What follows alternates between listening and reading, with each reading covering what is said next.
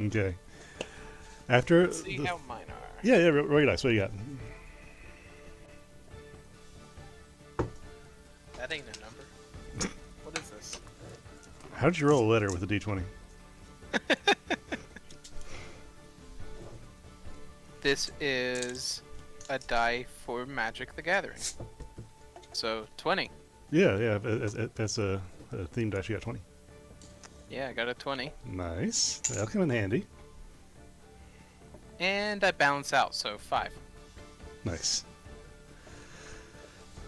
Okay. Well, after the first battle for the Romewood Forest, you guys rested. You talked to Lysere, resupplied, and teleported to a snowy landscape where Samael was laying in wait with a hag. This was the landing site of the Cursed Jewel, the old slaver ship that Vorik was once a part of. They sailed up to the water bog in search of treasure. As Vorik seized on the ground, Pell tended to him, while the rest of the party kept watch. Munson was the first to see Sam and a hag waiting at the crest of a nearby hill in the snow. You fought the crew of the Cursed Jewel, who had been raised as skeletons in Wendigo, along with the blade-singing wizard Samael and the hag, obviously devoted to Mother Night Whisper.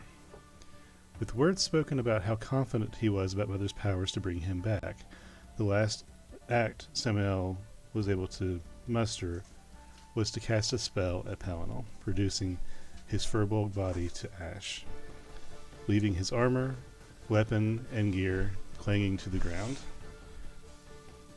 And come on, change over. There you go. With an immediate response, Munson plunged a dagger into Samael's back while invisible, and much like driving a knife that injects pressurized air into like sharks or something if you were diving, Samael's body similarly burst, rending itself across the snow. Now, as you stand on blood-covered snow surrounding what remains of your friend, and what remains of the man who killed him, Vorik retrieves some of Pell's belongings, focused on his holy symbol, the necklace that displays a jeweled and silver image of a starscape with a crescent moon, and the leather hair tie that bound his long white beard. Vorik and Flint cried out to the goddess of their fallen friend, calling out in desperation, rage, and sorrow over your loss. Flint promised his loyalty and the vengeance killing of the enemies of her for her cause. Vorik pleaded for a way to bring back his friend if she could not or would not do it directly. Ibor channeled his sorrow into some work and set to make a urn for Pell's ashes. After several hours of mourning, work, and prayer, and Flint crushing the head of Samael in his hands until it was oblong and leaking of various fluids, Pell's ashes were gathered and placed in the box, along with the Phoenix Core.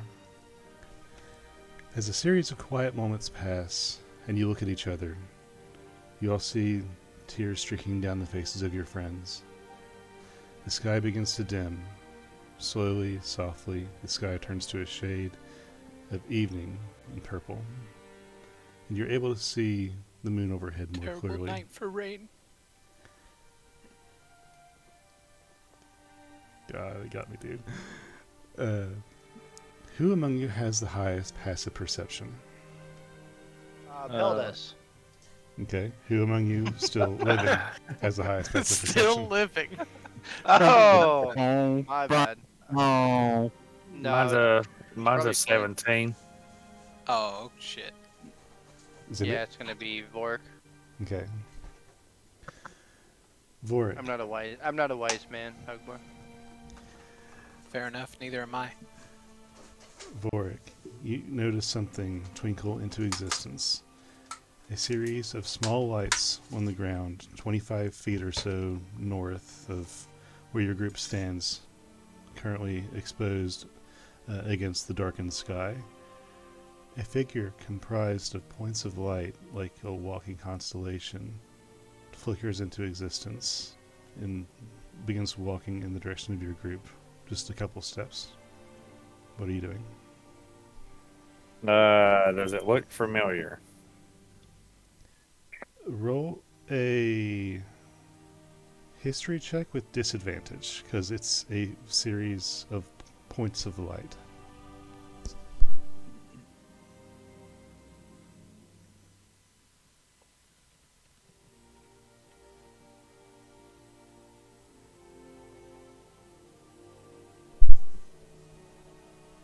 Did you roll? Because it's not coming through on my side.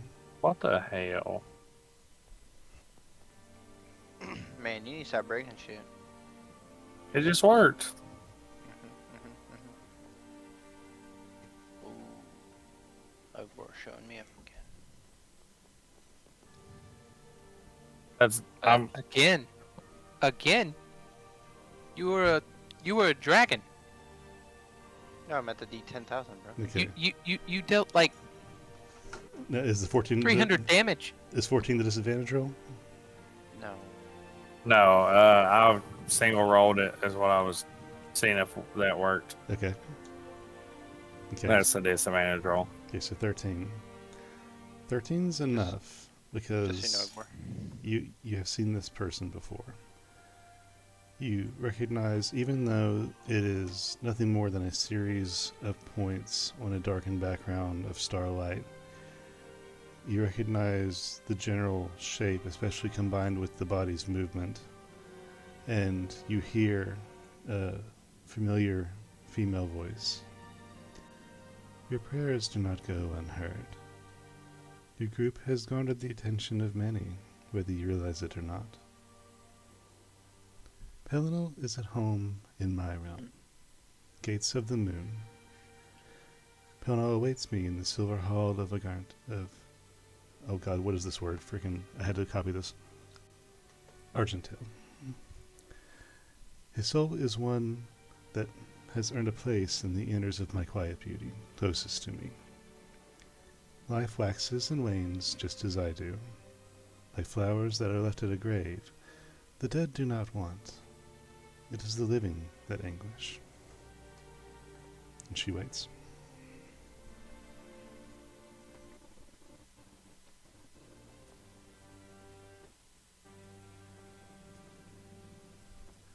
What are you doing? Has she approached us more? No, she stayed. Hasn't moved. I I mind link with Flint while whatever he's doing is happening. Mm-hmm. And as he's screaming for bloody murder and, crushing the skull with his epic strength.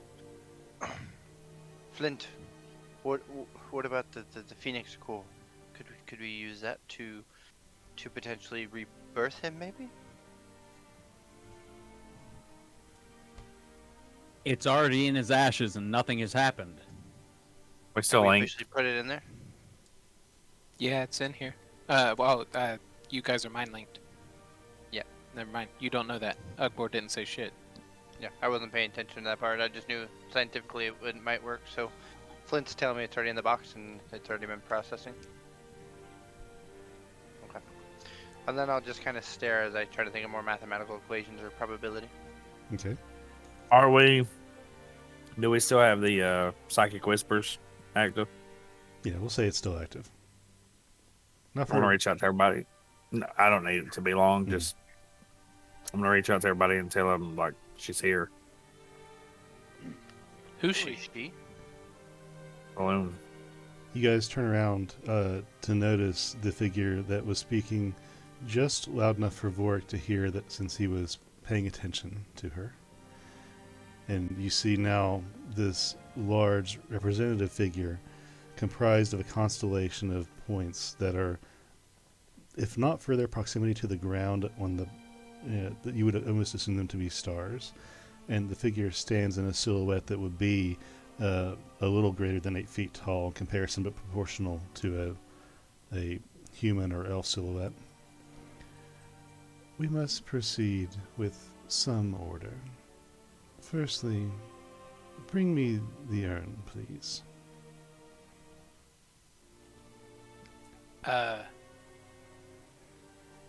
Ugbor is obviously awestruck and can't really bring himself to say anything, so he just brings the urn forward. Whoa, whoa, whoa! Who is this person? You're just going to give away the urn with Pel in it, Akbor? They say it's saloon. Have they ever seen Saloon? How would they know? I have. And it's visually exactly the same person? You know, we are in a very area where we just got in a huge battle. How do we know it's not a Dark Fae messing with us? With this point in time, this is the only option we have to attempt to bring Pale back. No, Akbor starts holding that chest a little bit closer to his chest. That urn closer to his chest. We have freely trusted people that we believe to be of good or have heard of good. At the moment it happens, they're the opposite. And almost every time we've come to death, we're almost. Do we really just hand it over and hope that Vork's visions or his sight is going to believe that this is the god, the one that watched Pel fall? Do we really think that we are in Fae's country and this is who we find? Vorik, could you roll a religion check, please?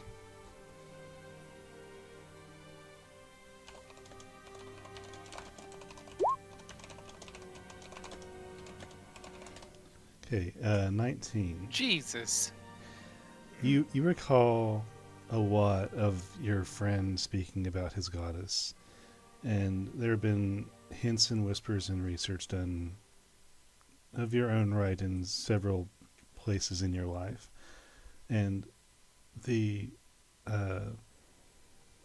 with your experiences, especially in your time of death that you remember entirely now, and in combination with Pel's words and teachings, as minor as they would be in conversation, his goddess takes phases, just like the moon. She presents herself in different aspects and avatars. She behaves in different ways depending on, well, her personal phase, as it were. It could be somebody pretending to be something that they're not, but you have no reason to believe that this creature before you is behaving in any way unlike Saloon would.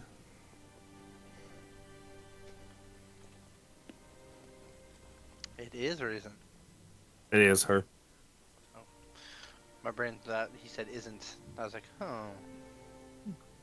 Egbor, give her the box. Akbor presents the box. The box levitates out of your hands just a few inches, and the leather that ties the box, the lid together, unwinds, and the lid opens and floats vertically and off to the side. And the phoenix core that was within the box, the urn, lifts out spotless. And even from a distance, this being is manipulating these objects without exerting any physical manifestations. This will not work as you intend. Your enthusiasm and efforts in your grief are well received, but it's best to save for now. And as the phoenix core, red and pulsing with energy, slowly embering, begins to float off to the side, your cannon that was discarded into the snow raise into the air similarly, and the core floats back gently into its place in the weapon. And you hear several pops, and almost like a searing as things crack back into place and snap where they were undone, and the weapon, now reassembled, gently lowers back to the ground. The urn then reassembles itself in a mirrored fashion, tying the leather, fashions the lid to the box, and then floats back down into Ugbor's hands. Much like Palinal, your faith will also not go unrewarded. Vorik, Flint, and Munson, and she looks to each of you as she speaks your names, at least as far as you can tell from the silhouette. Please move closer.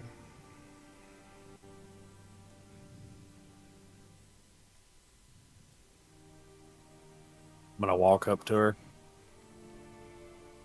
I'll hesitate, but I'll slowly move. I'll be the slowest. Mm-hmm. Flint?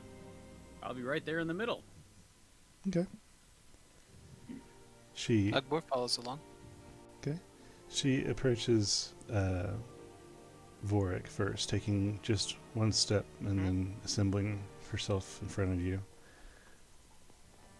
Vorik Hexamia, you have asked for the path to resurrect your friend, but you already know the way. I believe you to possess the knowledge of where to go. You all have considerable strength, but you might just yet need the devotion of your friend to banish the evil before you. What you ask is the restoration of life in the highest order. I possess domain over the night and stars, over the quiet of the twilight, not over life and healing. I will lend my voice to the cause, but you must be the ones to raise it. The task of resurrection is up to you to seek the powers that can. That said, I can offer your assistance and power to help you accomplish your overarching goals. Would you accept stewardship under me for Hexania?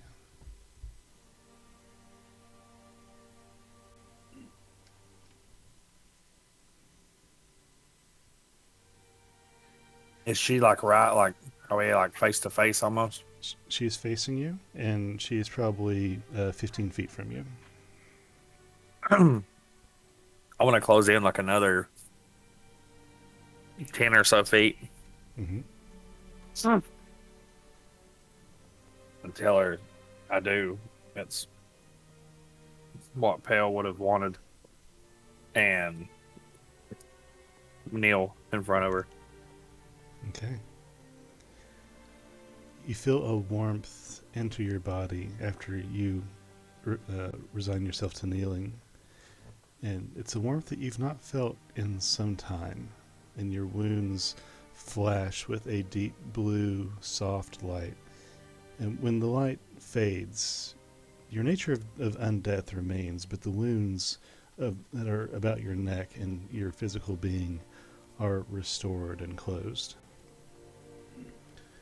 She then takes one step to the side. Flint, Stahl. If you wish for vengeance against those that come against the night and the comfort of peace that it brings, I will grant you the power to do so. Do you accept this power in my name?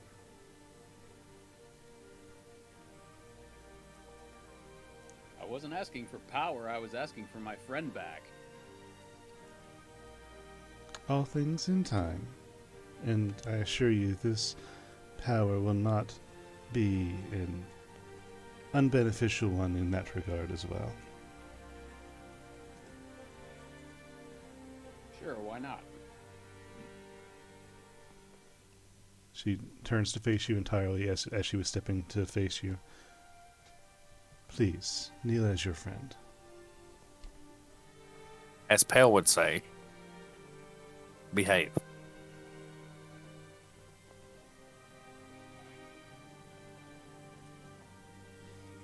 Does Flint kneel? Yes. And she leans over to you and places a star-scaped hand somewhat around your shoulder and leans closer a bit. In the name of comfort, I do believe you also know an option that could aid in your friend's return. And as she removes her hand from your shoulder, your body also glows a deep blue, and you feel a cooling power find home in your chest that radiates outward in almost like a wave. And then she walks away off to the side again to her left. Munson, you are not one that strikes me as faithful. Even after the old Oak Father called you in visions. Shameful, but I feel that I must ask. For while you do not lend yourself to divine power naturally, you are powerful. And the good that is to be done affects the faith and the faithless alike. Do you have any desire to walk in the twilight, in my shade? Defend it in my name under the domain of Sylvanus the Old Father.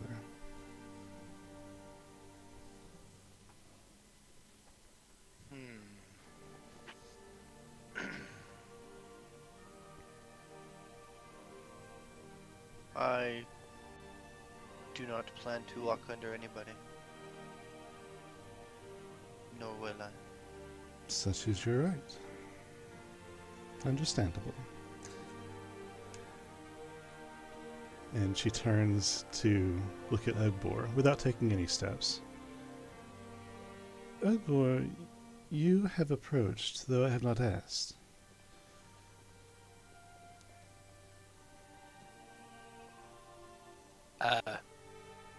Yeah.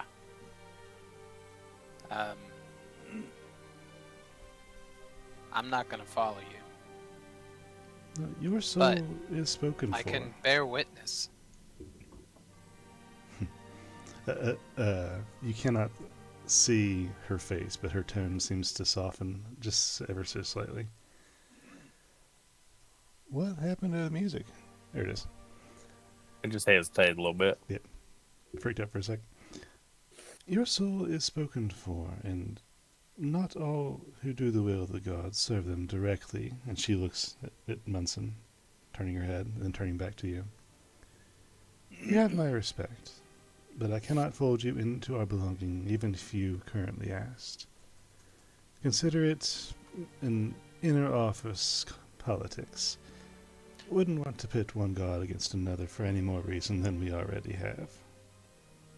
Allow me to observe the proceedings, and you'll have my respect as well. Her figure nods. She voices this generally speaking, but in the area of looking back and forth from Ugbor to Munson. I'm not going to tell you whom to follow or what choices to make, but it seems that at least 2 of your friends, 3 now, may yet end up at the same eternal home when all time comes to an end. And, well, it would be shamed to separate the litter. If at all you ever find yourselves wanting for guidance, know that the moon is always in the sky.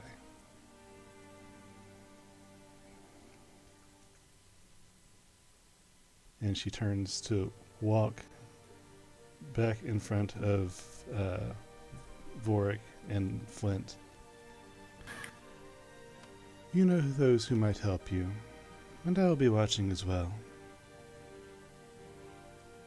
And with Munson and Ugbor watching, her visage just begins to fade as the sky lightens behind her, the points of light diminishing and dimming until they are non-existent.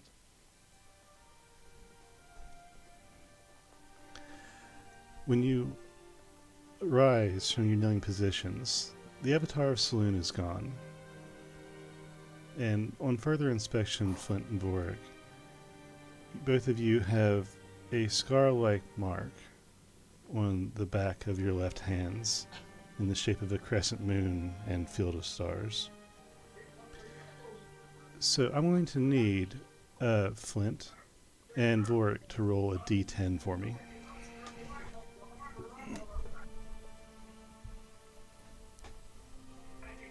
5. 5, okay. That's weird. 5. Both of you can add 5 to your health totals as both of you receive a level of Paladin under Saloon. Vorik, if you were to pursue this farther, to receive your oath in the Paladin class, yours will be an Oath of Redemption. Flint, your class benefits, should this continue in any way, you would receive an Oath of Vengeance.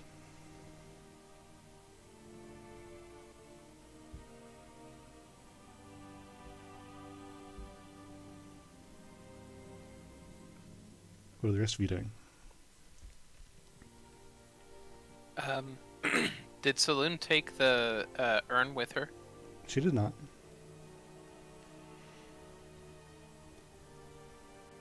Ugbor goes and collects the urn. Okay. It's still kind of in your possession. Okay, I'm gonna add it. I know that a body generally loses weight when it is burned to ash. How much does this weigh? The box itself contains most of the weight. The ashes don't add much. You can say for your purposes that it weighs 2 pounds. 2 pounds. Mm-hmm.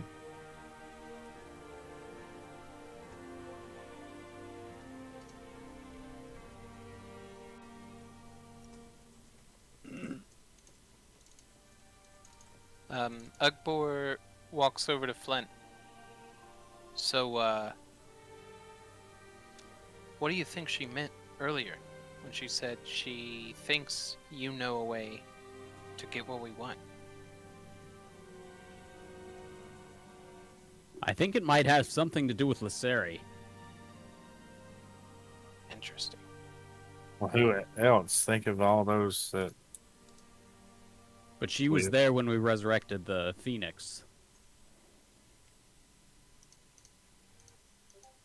I would say I wouldn't rule anyone out. Anybody we've ever had help from, I would say use them.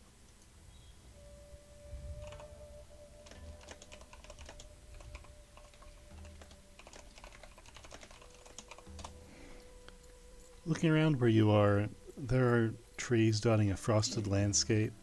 The soil appears to be wet and leaking some sort of like underground fluid, like it's just rained, but it hasn't. And you look around, and there are, leading back from where you stand, are footprints in the freshly fallen, although thin, be it, snow. There's a scuffling about where you were fighting that just wiped the area of any recognition of footprints or snow remaining. But coming from where Samuel was, you see a set of prints leading back up the hill, and it seems not to just stop against the tree he was leaning against with the hag, but it also goes over the hill. And in the distance, several miles in the distance, now that you're able to look up and actually get a view of the situation, not enthralled by enemies or the ship that was of Vorik's past, you see the peaks of spires of buildings, because it's too narrow to be mountains or any sort of tree-like structures.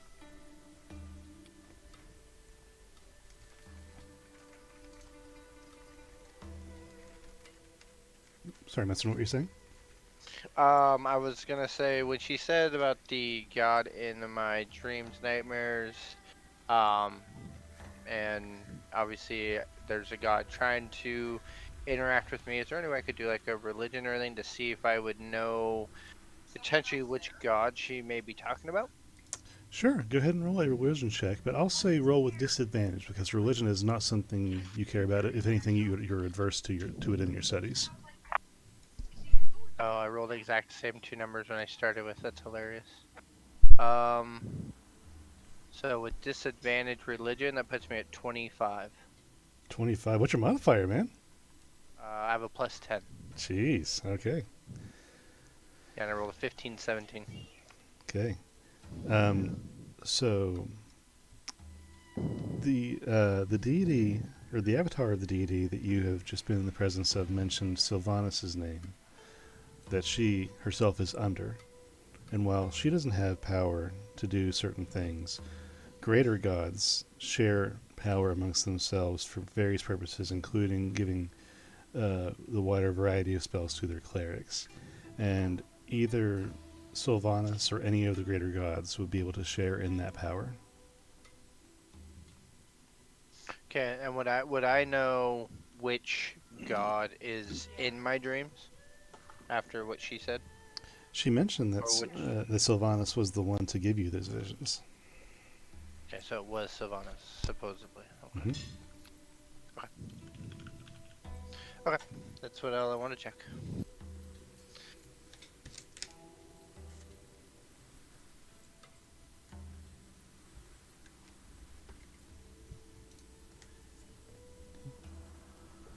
So the path before you seems to be leading back to some home base or source from which the forces of Rome would took direction, or forces against Rome would took direction. But your friend also remains parted from you. What are you guys doing right now?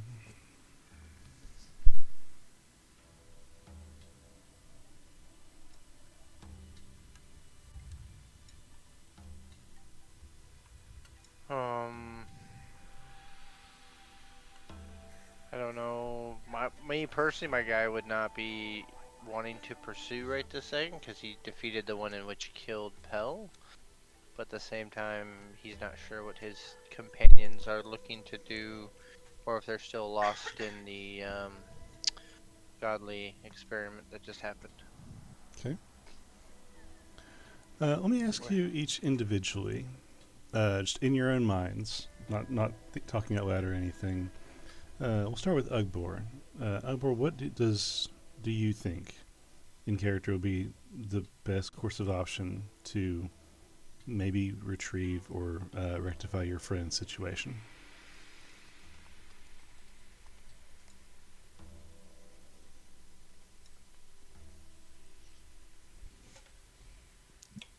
So sorry, guys. I got pulled away. No problem. Did you hear my question? No.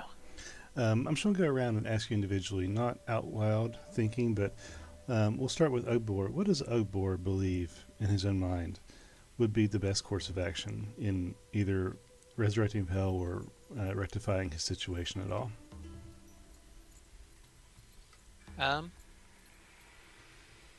Ugbor feels like Pell died an honorable death, and really he ought to be celebrated, but he understands that Pell feels differently, and other people feel differently.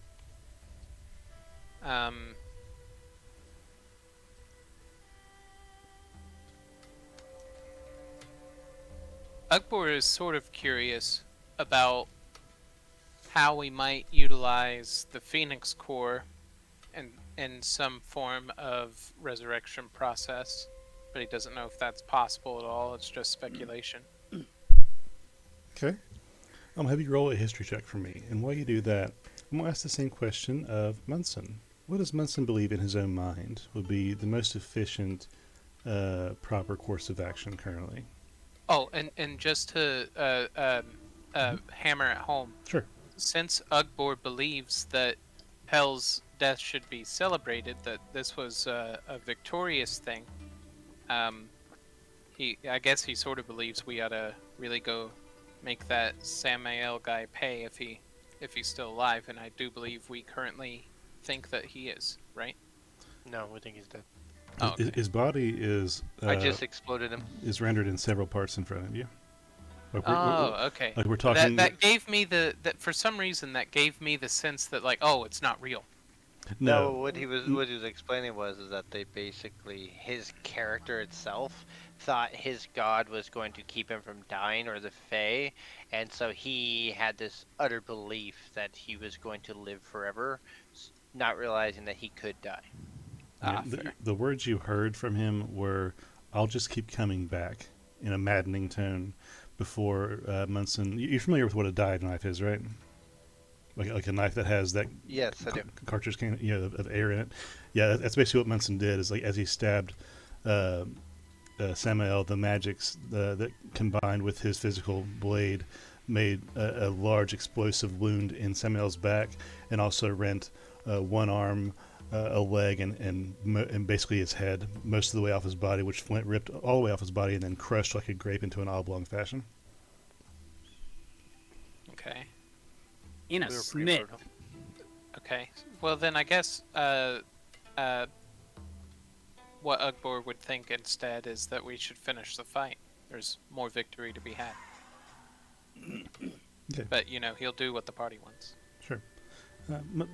Back to Munson, though. Munson, what are your thoughts on what is currently proper or the best course of action?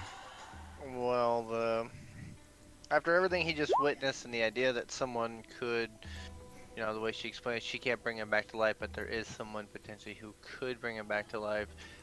He would be processing anything he can to figure out what place he could go to, who it is that she was thinking of would be able to resurrect him, whether it's unfortunately a godly factor of life or if it's someone like Lasari with her runes could, potentially bring him back. Maybe not the same person, but maybe bring him back as a different being with the reincarnation. So he'd be processing what the next step to bring Pell back would be. He's kind of blankly out of the fight as he's defeated that who has killed Pell. Okay. Good to know. So, I'll have you also roll a history check for me, please. While that's rolling, Flint, as you look around at your friends and just had this new boon placed upon you, which you can deal with the mechanics later, you're still left without Heleno in your party. Nothing but his items that are laying on the ground or that have been retrieved, his ashes that are placed into an urn, but you see the current path before you. What do you think Flint believes is the current course of action?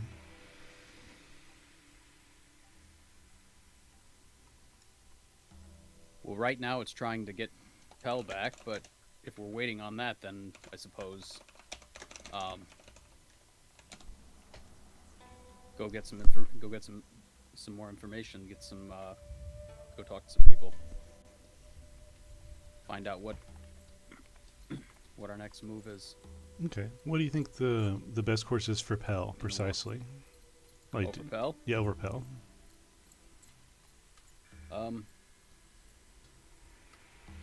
Well, like I said, I think Lasari was part of the reason we were able to get the Phoenix back. So we might not be. Although, since my Phoenix core got put back in my gun, I'm not really sure what I should do. That was kind of my thing. Okay. That was my idea. Okay. Roll intelligence for me on that one, please. Munson, what was your history roll? 21. 21. Ugbor, I sent you a message. 21. Good to know. Okay, 13. 13 is enough to remember since you are you have investigated the Phoenix Core item and learned its properties.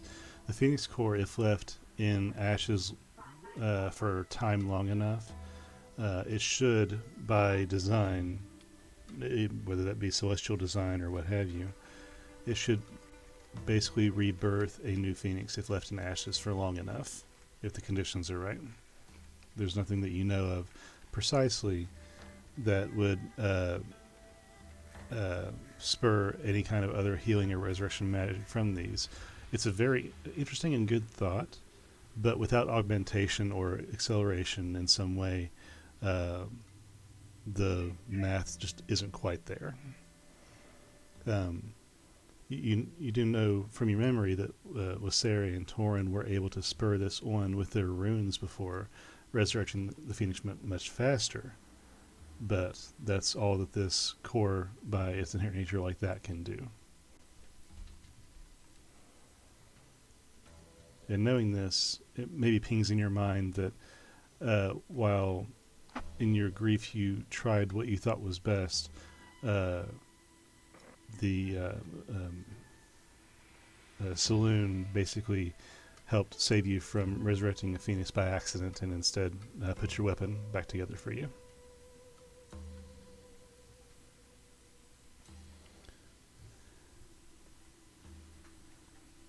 Okay.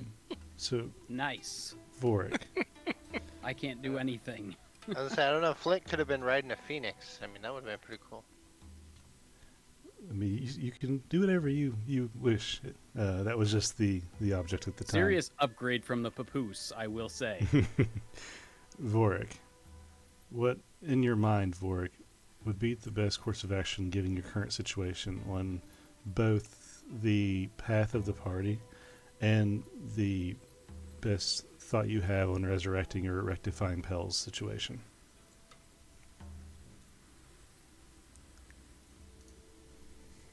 As far as direction, I mean, if we're finished here, we're finished here. If not, I say we keep going. But Uh, But- It would be neat if we found out where here is. true. As Munson far as knows.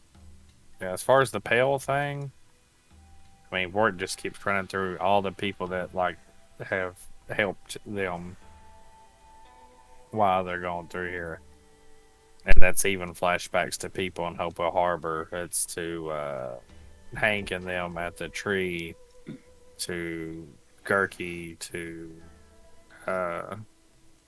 Barry and Torin, and I mean, like just all around trying to figure out which individual could help, or if bringing people together would help, or Okay.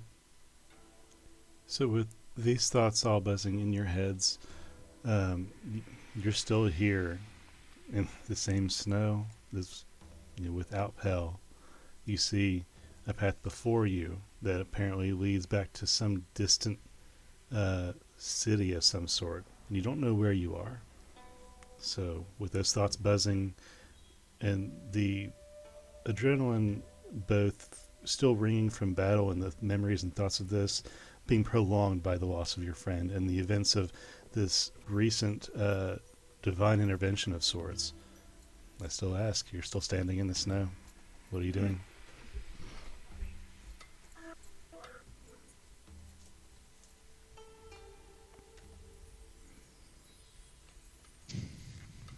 do we have ways to contact everyone? Pell was able to connect to Losari. I don't know if you're able to connect to anybody. I can connect to Gerke. Ugbor, I'm not sure. I cannot connect to anybody, but I have an idea. Is there a messenger stone or anything in Pell stuff that would connect to anyone in particular? Like that one guy who was talking to you that didn't respond? I have that stone I can try to contact with them, but I don't believe there was anything in Pale's belongings. So what were you trying to do, Ugbor? So when Luceri resurrected the Phoenix, Mm-hmm. the core was used as a catalyst, right? I believe so. Why couldn't Luceri just do that with Pell's ashes? Well, I mean, I assumed in my head that the way that Saloon talked, that someone with powers like Losari, or even potentially I was pondering while we were doing this, way back when Gerke had a really powerful set of magic items that he had for sale, and if I remember correctly, I believe there was something He for did. true resurrection or something like that. So can't really pinpoint exactly what it is, but I mean, I can always ask him. Maybe we should But, reach out to him then. Well, once I reach out, I either meet him somewhere or ask him a question, and he answers me back, and then I wait another day. So I have to choose wisely on that response. Ask him where he is, if he can meet us. Okay, does anyone else be able to reach Gerke, or is it just me? Are you still able to, Flint? Did he make us give back the rings? No, you still have your rings. I do not. You do not. What happened to your ring? No, he took Bork's. Oh, He right. took Yeah, mine. yeah. That's right. Yeah. Although, Vorik, you do now have Pell's ring. That's true. Sure. But then Kirky might kill you for stealing that ring. They're playing a board game on the kitchen floor. Yeah. So Flint, what if you send a thing to Kirky, ask him of his location and if we can meet, and then maybe have Ugbor send a secondary. Vor can send a third if need be. Then I can finalize location fourth. I honestly think going any further without any mighty healing or any kind of additional assistance would be risky, as the one we just fought was more powerful than anything I've seen since ever, actually. I'd be afraid to see what is bigger out there that I'm not prepared for. Yeah, that was pretty devastating, I'm not gonna lie. I'm still upset that I mean, I couldn't he break put- through the He barrier. put you in something so powerful that my magic Flint's, no one could do anything but watch you sit there. And that's devastating on a moment like we just had. So, Flint, if you want to ask Gurky location and potentially meet, How do I cast You a ever- message? you have a ring on, yes? Yeah. Okay, so you just grab the ring and then you just talk to it like you're talking, and it will teleport from the ring to Gurky's ring, and then he will contact you back in a message. Huh. Yeah. Hey, boss, guess who? Too late. It's me, Flint. Did you Come just fi- waste the can you- ring? Where are you? We need to meet you. I love you. Okay. I thought you were just gonna hard stop and just blow the ring. Okay. But we all have one. That's okay.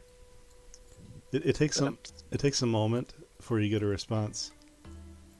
I'm preoccupied in Rowanwood. Well, that's not true. Red Ash. Did something happen?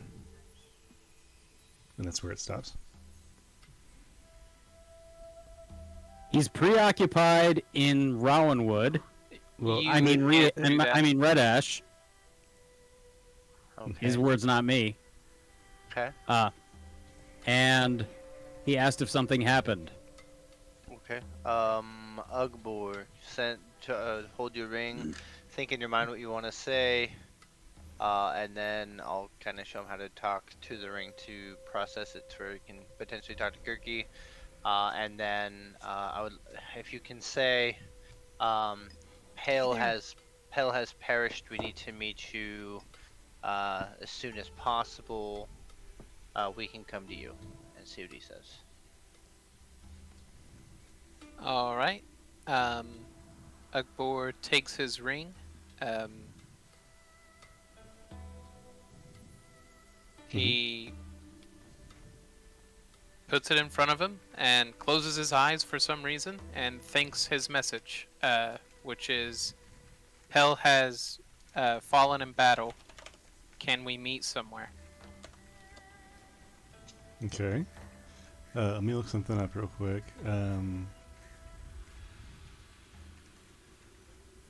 Okay. Yeah. So. Yeah, I looked at the spell. The spell doesn't require a verbal component. Well, yeah, it has a verbal component, but this being a stone is different. It's just a casting the spell, and the spell does not in the description, so you have to say the message. That's what I was looking for. Okay. Okay. So say again one more time. What was your message exactly? Hell has died. Mhm. Can we meet? It's urgent. Okay. A slightly long pause before you get a response. That's you're serious. Then there's another slight pause. Where are you currently? If I get pulled through the bag, will I be in any danger? And there's a slight shift in his voice. Uh, good news. I think he wants to meet. Okay. Do we? Where's Pell? Where's the bag? It's right there on the floor. Flint has it. Flint has that bag. Ta-da! You talking about that bag to pull Gurky through, potentially, Agbor? Yeah, yeah. Yeah, that's the one Flint has. Flint, you should tug on that rope. Whoa, whoa, whoa. Hold on. Whoa. Get some drinks in me first.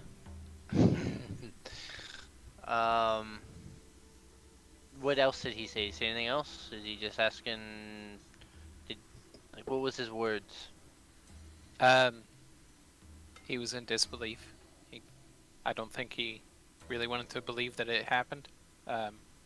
He asked if it was safe where we were, and if we had the bag.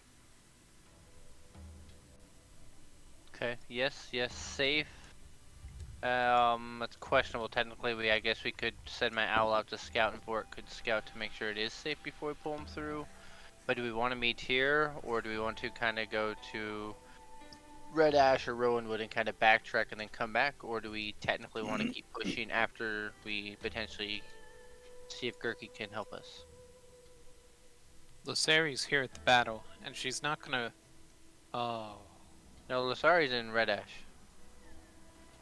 She was Yeah, headed back she to left. Rowanwood. We teleported way ahead. Yeah, we did.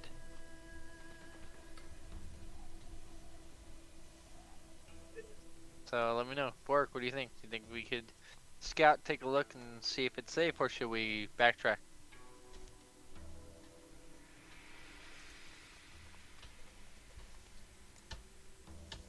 Unless you fell asleep on me, and then, you know. I feel we should. I feel like we should backtrack.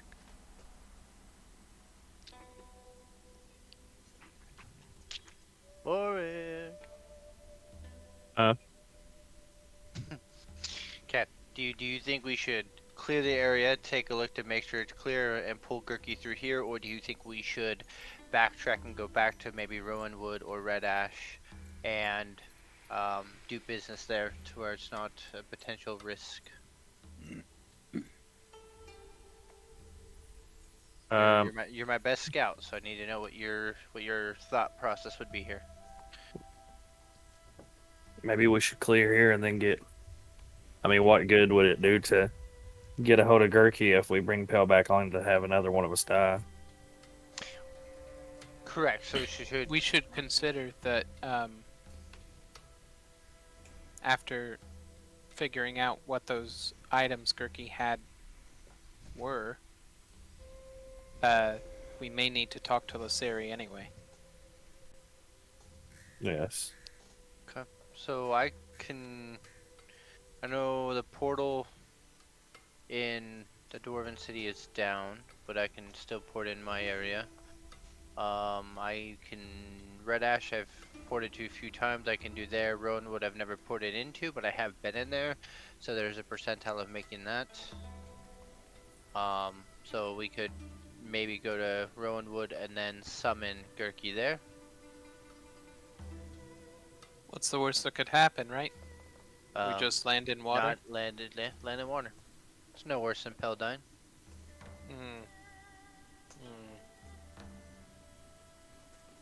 For your sake, I Do you have any idea what's in water?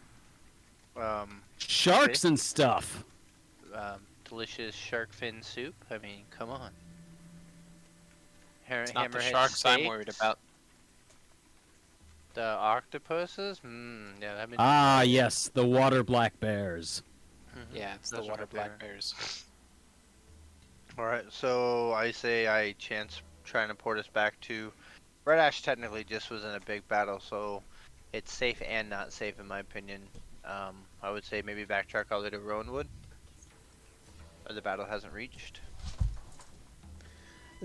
It takes a moment while you're talking, and then Munson, you still have a stone as well, a ring for Gurky. Correct, I haven't said anything yet to him. You get a message in your mind from Gurky. Nobody has responded. Do you need me to come there? I need to get something. I'm in Red Ash currently. Just to restate. I'm not gonna respond yet. I'll look at Vork and Ugmore and be like, okay, are we agreeing on backtracking Ruinwood and then meet and pull Gurky through there? He said he has to get something first. So we could meet him there, or we can clear this area until Gurky gets what he needs, and then we could then backtrack after we clear the area. I know Ugbor Ugbor's looks still to full Vork. health, looks healthy.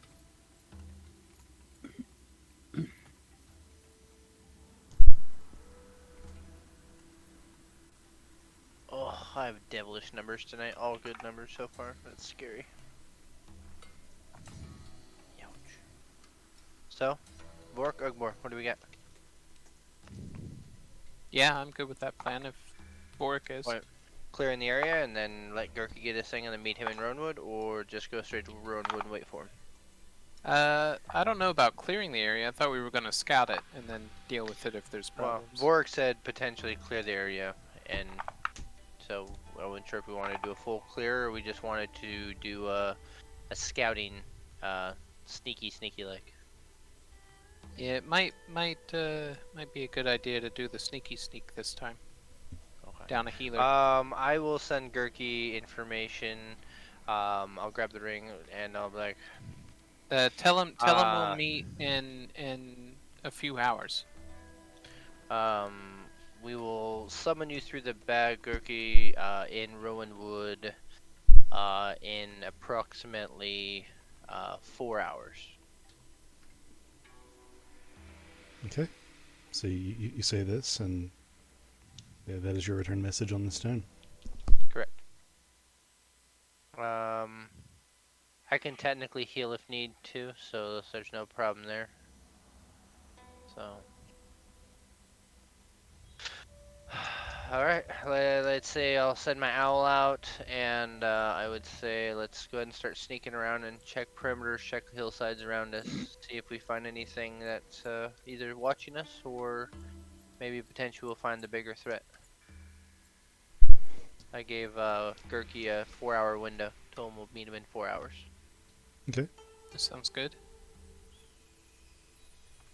Vork, just as a point, what have you done with? Well, let me ask first. What all of Pel's inventory have you grabbed? Did you grab everything, or just certain things? Yeah, could we like loot the bodies and stuff? Well, I thought Vork already looted Pel, I just didn't. I thought he looted all of it. Yeah, that's what I was clarifying, just to be sure. I think it's divided. Vork, did you hear my question? Vork, Yeah. did you hear my question? There he is. What Got was it, it one more partner. time? Did you take all of Pel's items, or just certain things, or? At the time, I was looking for particular things, but I would assume it depends on what it is.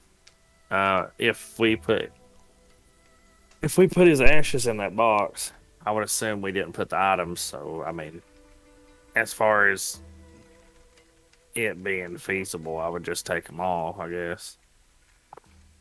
All right. If you did, then you would need to add what the chess piece that Pell had on his character sheet.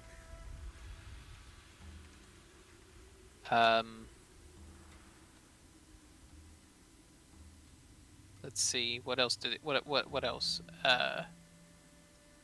Flint has the bag. No, Flint has his bag. Oh, that's right. Yeah, because we had to repair it.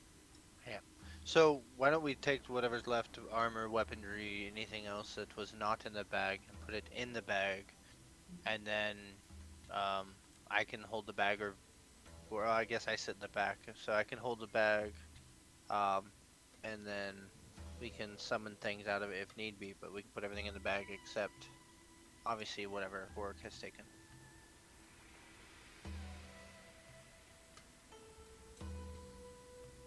Okay, so we'll say that everything is in that bag except for what Vork has taken. So what specifically has Vork taken? I know you mentioned his holy symbol. Yeah, the holy symbol. Yep. I think that's what his in character thing was stating that he went over to Pal body or ashes and reached in and grabbed the symbol and then walked forward. So I think that was all he actually grabbed. Okay. So we'll assume that everything else goes in the bag. Now you sent your owl into the sky, right, Manson? Okay. Yes. So go ahead and roll me perception with the owl's modifier. That'd be 19. 19. Okay. Let me scroll to this description here. Being an owl, he has advantage. It's nice. Where is it?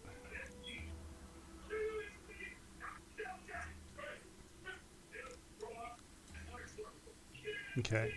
From above, you can see that the place in the distance looks like a haunted, broken city. It's a large conglomerate of elven design, and it's overgrown by different types of foliage, but you can still make out the different shapes of buildings and the constructs of roads, although it's some weird combination of being overgrown and also barren because of the landscape. You see this distant city, and from where you're at, you see that the small trail of footprints from Samael and the second set from the hag that seem to have vanished go back north, almost west towards that city type area. You don't see anything else in this area, but a sparsing populace of trees and a landscape that lends itself to being very swampy. It looks like it's rolling hills, but in a way that would collect water. You see in the distance there is the shoreline and the ship that you saw from earlier, and a dry riverbed. But you don't see anything else in the area, not even any animals that are obvious. Okay, so it looks pretty clear then, other than obviously in the distance there's a haunted potential village and the water and stuff, but no people within close proximity. Okay. I come back from the owl and it looks like to the north we have a haunted, looks haunted anyways, like a ghost town village up ahead. Then to the side here we have water and we see the ship that we saw earlier. But there's no creatures of any sort really being seen, and I haven't seen any people walking about. But there was light footprints that headed to the city, right? Like still lightly dusted ones that you were saying earlier? There's still light dusted footprints where? Headed back toward the town, I believe. Yes. And by town, this abandoned city that's not on your map and you don't know anything about is larger than Sunder. Okay.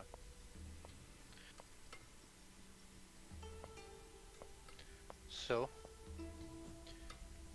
it's a big place. What do you guys thinking? Approach, get a better view, get a better sight.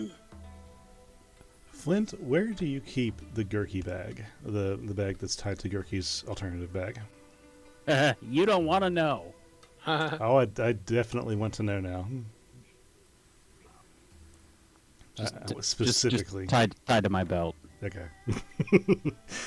You feel the bag on your belt start to move and writhe, and suddenly from within the bag, a green hand just bursts through the top of the bag, like it just trying to grab for something. I am prepared to shoot you, Flint. I look over at Flint and see what's going on. It touched me! It touched me! And in grasping for something, the hand reaches around and it doesn't find anything on one side. It goes to the back of the other side, and eventually it comes around to you and starts grabbing at you, like unintentionally, like tickling your side. It's going for my wiener! Pull it out! Pull it out! No! The thing, not your winner. Eventually, if Flint doesn't do anything, it's going to grab onto Flint's side and and yank down, pulling Yerky's head out of the bag. I'm too pretty to die. This is very inconvenient. I don't know what to do with This also, lack of a this, Pelennor oh. ring. this is also not 4 hours. You'll have to forgive me, but I was unable to respond to Munson's orders, which we'll talk about on your bedside manner later. And the teleportation circles have been closed. Oh my. I was left with no choice but to come to you. And as he comes out, I don't use teleportation circles. I wing it. well, I don't have such a luxury. And he kind of plops onto the ground from the bag, spilling off of Flint's side with a crash. And you see Gerke comes out dressed not as you've seen him before. He is wearing some small plates that had been strapped over not a suit, but some sort of dress in a plaid pattern that's been sashed together. There are metal plates tied with leather around his shins, his biceps, one large one that dangles off of his chest that hinges in two places that's jointed in the middle, and what's on top of his head can only be described as a fur-lined hat with a helmet that looks like a pot that's been cut off on top of that. What in the world happened to you? I would not have been able to get to Rowanwood without one, and the elves have closed their circles, which you would know if you did not try to order around your betters. You know, you still could have messaged Vorik and informed him, and we wouldn't have had to worry about that. Vorik does not have such a stone any longer. Sure he does. Oh, he does. Where is it? I'd love to see it.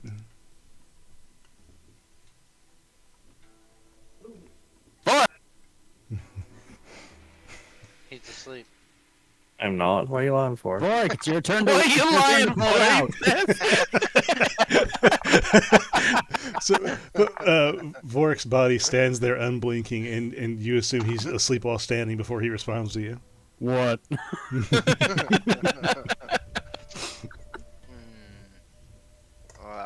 Do you have Pell's ring? Yes, or it's in the bag? The bag. Oh, it's in the bag! Yes, you stored your friend's belongings, and Vorik does not have one, does he? Well, I'm not properly thinking today. Get off me. He No, get on him. No, you've already had your arousal point. he shakes off the joke and the aggravation and kind of dusts himself off, standing up, and rubs his face a little. And he eventually just begins to stand with a solemn presence looking at all of you, clearly calming himself and trying to take in the current situation. What color is the aggravation dust? It's brown. Oh, Yes. Nope, he's gonna poop. Besides his makeshift armor, he's holding a small backpack with him. Well, where is he? Vorik has him. Or Ugbor has him, sorry. Ugbor walks over to, I guess, our little grouping and picks up the box again. Brings it over. Here he is. Gerke doesn't touch it or do anything. He's just looking, and he starts fiddling with his hands and fingers compulsively, like rubbing and tapping his green fingers together, almost snapping a little. And you can tell like his mind is racing. His eyes are darting across the landscape and between all of you in the box a lot. Up to Ugbor and over to the trees, aside back to the box, and up to the sky, thinking, back down to the box. Gerke, I know this is a lot to ask, but can you tell us about some items you had in your shop in Sunder? He takes a breath. Before Sunder fell, I saved almost all of my merchandise. And after the smoke cleared, I took stock of my life and realized that I would not have time enough to make much more progress in capital gains. But I could use what I have so far to make preparations for what was to come, at least as far as I believed it. On top of me just preparing to escape with my life at the time, I realized that this was probably the most valuable item I have in my possession, not only in my South Sunder shop, but in general. I also realized that I may never hope to sell it for what it was worth, so I had to decide how to use it. What I'm about to tell you, I would ask that you not tell anyone else until I give you leave to do so. And he reaches into his small bag and pulls out a rolled piece of paper with a seal on it made of clear wax that shines like diamond. And there's a deep reddish, high-quality string that wraps around the white paper. It reminds you of the blood on the snow around you. You recognize Sorry, this. Arcana check it. Yes, please do an Arcana check, Benson.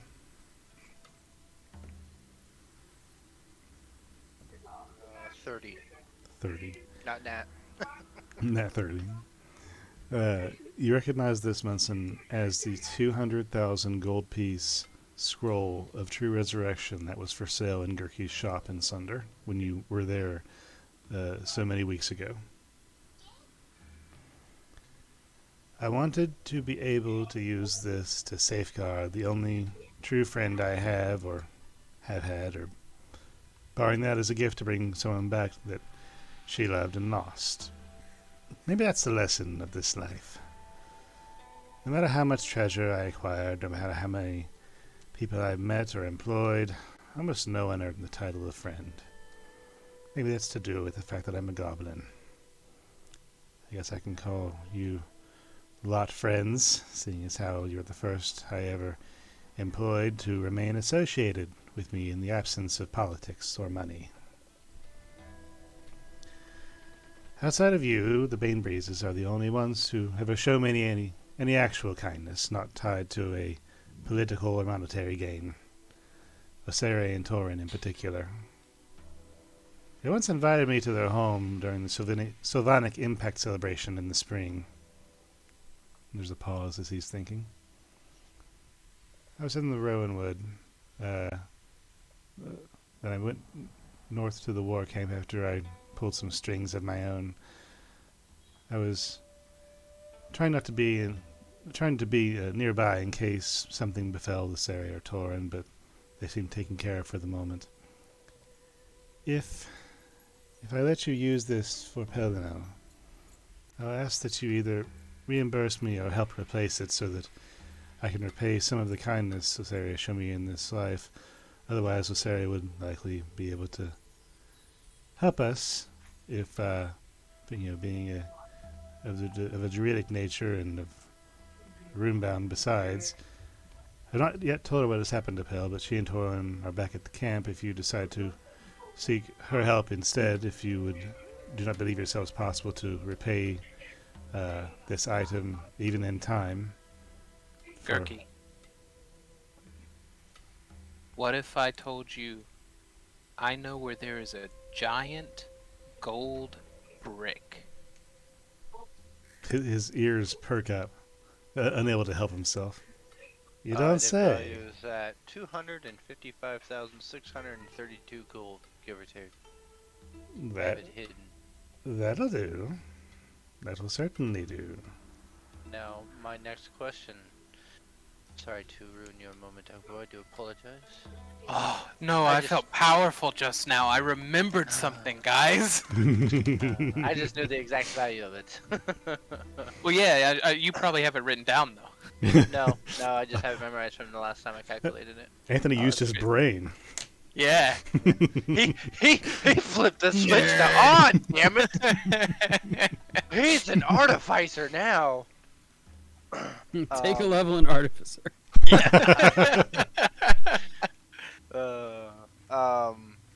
And I have it locked right now. I know exactly where it's at. I have the exact location. But the question I have for you, I've seen this in your shop in Sunder for many years, and I've walked by it. And I've always dreamed I could possess the power to cast something as powerful as that.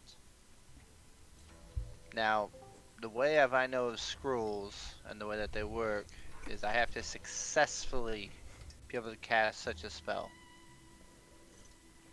Now, I can cast up to a certain level. 9th level, I believe, is what this requires of my skill, which is I have to really study to be successful at this. My Now, this is your boy. only copy, correct? He kind of smiles to himself. My boy, you don't know as much as you think you do you? I obviously don't, because I've looked at it a million times, but I've never studied past that. Scrolls do not work like spellbooks. They are consumed. The magic is inherent, already cast by the person who created it. Money talks. That's why this is so expensive. You do not need to do any fancy business about casting spells, not that I know anything of casting spells. But you simply need to open and read the inscription, and this magic will take. That's simple. It is that simple. That's why it's expensive. Man, and I always thought I would be strong enough to cast it. Turns out I just have to have money. Money is For power. a small loan of $1 million.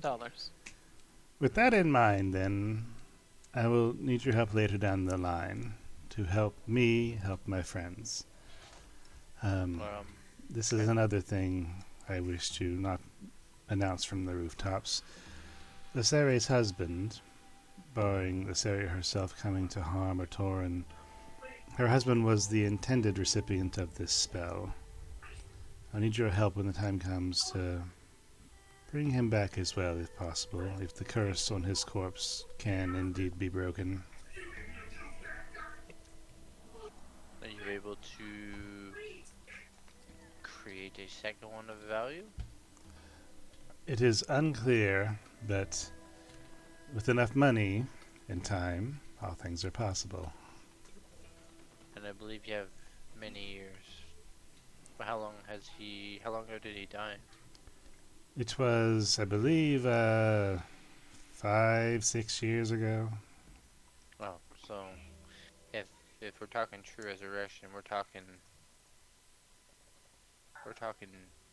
hundreds of years still. So I guess anything's possible. If you throw enough money at a problem, it will get fixed. No worries about that. Well, With the money you're giving me, I can find another scroll like this, have one made, or find another solution. well, you'll have the money for it. When all said is done, when time is right, we can unbury it and bring it to you. Yes, when things are more secure. But Correct. I'll take you at your word on this for now. He smiles and then hands the scroll over to you. I look at the group and go, are we ready? I have to read it. I believe this one is the one that forms him a new body, I believe. And let me get my Gulp. stuff here Right. cleared up real He's quick. now Smooth this a over here. dwarf. Damn it. Hang on 1 second. Yep. Yo, you're Aw, lucky, bro. huh? The good news is I've been rolling really well, so if I had to roll, I'd have to use that flash of genius just in case, you know? Well, I gotta. Let's get Pell to come back as that thing. There we go, the never-ending story. Oh yeah. I had to skip my stuff around here. Give me 1 moment to get re-queued up while I get this.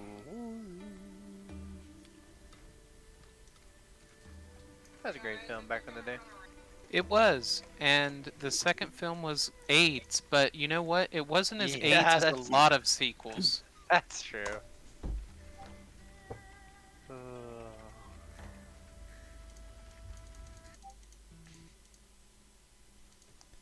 Okay, as you are asking your friends this very important question and planning whatever you have planned, Helena, you are fighting a fierce battle on a snowy ground with your friends, and you willingly throw yourself in the path of an attack to save Vorik. And after some of your own life force is expended to restore his strength, you summon celestial creatures to fell corrupted monstrosities, and just when you think the battle is concluding, when a lot of blood has been spilled and the enemy starts to retreat, you see Samael bloodied and limping, running away from your group across the frosted terrain, and he shouts something about coming back. The adrenaline in your head makes it hard to hear. Then you see a streak of amber shoot in your direction, and then it's dark. You feel like you're falling. Your orientation is lost. And there's only dark. Slowly you come to realize that all around you there are stars. You're floating in the same dark space similar to where you were once with Flint and Vorik. As you can mostly see, Oh, it's the never-ending story. let me get this proportioned here. There. You're as you can mostly get your bearings, and then as soon as you do, your feet touch ground, and you land like you were slowly lowered to it. You stand on a dirt path that begins where you stand and ends at a large, great, silvery blue gate. The place you're on is one that looks like it was lifted from some larger part, a clump of land with edges that fall off into oblivion. The gates appear to shine like metal and are impressed with the symbols of your goddess. The entrance to a cathedral-like building, the pinnacle of which towers several hundred feet above you, and whose depth you can't perceive. Your body, you realize, feels better than it has in years. Looking down, your white beard is no longer tied, but bound in 3 separate braids and perhaps a bit shorter. Your hair hangs loose at the sides of your head, but floats slightly as if it were weightless. Your body is slimmer, the weight of life having dropped away. No joints ache, no fatigue strikes you, no weakness or tiredness from battle. You have no items. The only thing on you is a dark silver cloak that covers your shoulders and drapes almost all the way down to the ground, and has an attached hood that covers your head. Around you is soft, fertile soil with strange aqua and magenta grasses and flowers that bloom in beautiful, dimly lit bouquets. Water flows from a spring that is channeled through a small creek that runs beside the path that winds before you and spills over the edge of the landscape and mists into darkness. What are you doing? Pale he'll look at There himself. he is! He'll look down. Huh. Oh. I must have let him down, didn't I? And then he'll just start walking. Your I didn't voice think we would hear his voice this session. Your voice echoes in this vast void of space. In the distance, the gate opens slowly, revealing a tall woman about 2 feet taller than you. A dusky-skinned human with long limbs, perfect and exquisite beauty, wide, radiant, lime-green eyes, and a long, ivory-hued hair that falls almost to her knees. She's dressed in light gray clothing with a sash made of silver scale mail. She walks towards you, leaving the door open behind her. Are you coming in, Pellinel? You've made quite the impact, you know. Your father would be proud. If I were you, I'd not make myself too much at home just yet. It seems that your friends have decided that they cannot continue without you. Oh. Well, that's good to hear. What happened? You fell in battle, protecting your friends. Well, can't think of a better way to go out, really. Hope I didn't make him sad or anything. The living are always sad, in one form or another.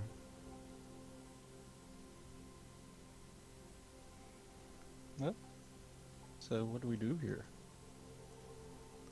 You simply bask in my presence and enjoy your existence, but for now, your friends have chosen one of the options before them, and they must borrow that power to do what they intend to do, but it will take a few moments.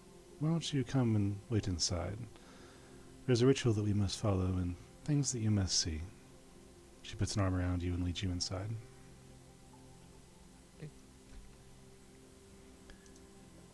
Back in the snowy field, Munson, you're asking your friends if they're ready.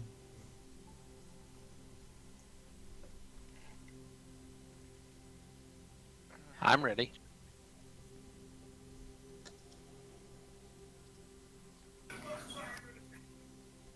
Definitely ready.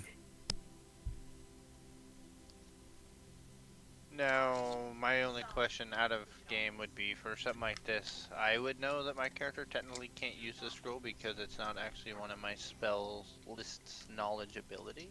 Correct? Are we bypassing that, or do I need, or my character would know I would have to find somebody that can No, actually use the scroll? No, in Akath, this works. It's not a problem.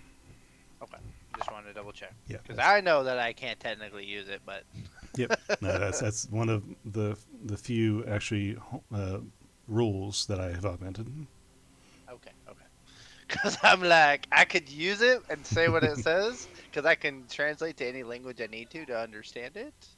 But I would say that I don't know. I still don't recommend doing it here so close, but it will bring him back in a full body, potentially full everything. So, yeah, I'd say fuck it. Let's bring him back here. Now, my question: if we bring him back, Flint, are you still gonna worship who you said you were gonna worship and do your bidding, even with Pel back? A deal's a deal. Because if we bring him back, that's all that pain we just felt. Bringing him back may cancel your belief system, which then would cause other problems in the future. So, if I bring him back, I'm hoping you hold your promise to Selune, whatever her name was. Yes, I fully intend to remain the Moonanite. Moon Knight.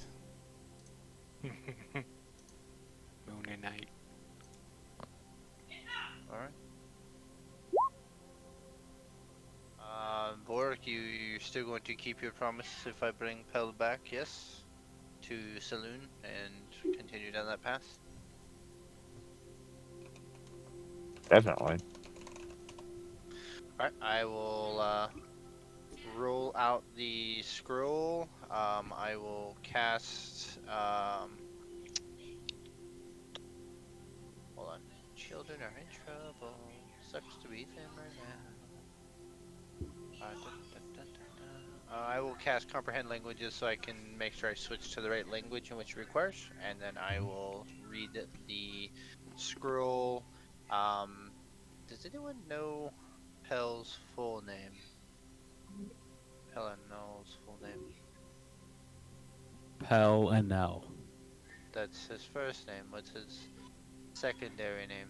His last. The thing you people think you need 2 names, maybe 3. I don't have a second name. Yeah, we're different. Willis. Pel and L Willis. Try that one. You guys have heard it before. You have. Yes, exactly. That's why I'm asking. Can I, by chance, history check or Oh, something hang to on. see if I remember his last name of hearing it? Ah, dang it. If you get it 3 times, you get locked out of the game. Yeah, right. Okay. I'll allow 2 of Oh, you. I just lost the game. Okay. I'll allow 2 of you to make a history check. The DC. Or give me advantage. Wahahaha. No, this will be individually. Okay, damn it. 2 of you to make a history Um, check, and the DC is going to be 17. Oof, okay. I'll give 1 to myself. I think I'm good with the plus on my history. Flint, your history should be fine because you have high intelligence. I'd say you and I should roll, and then, yeah, you and I. That is a 17 on the dot, actually. Okay, I Flint. just rolled a 12 plus 5. Flint, what's your roll? I dropped my D20. You lose D&D. Your character has officially been deleted. That's how that works. 23. 23. Nice. Munson has it on the tip of his tongue, and he's filtering through his mind, and he almost has it when Flint blurts out, "Morning Star."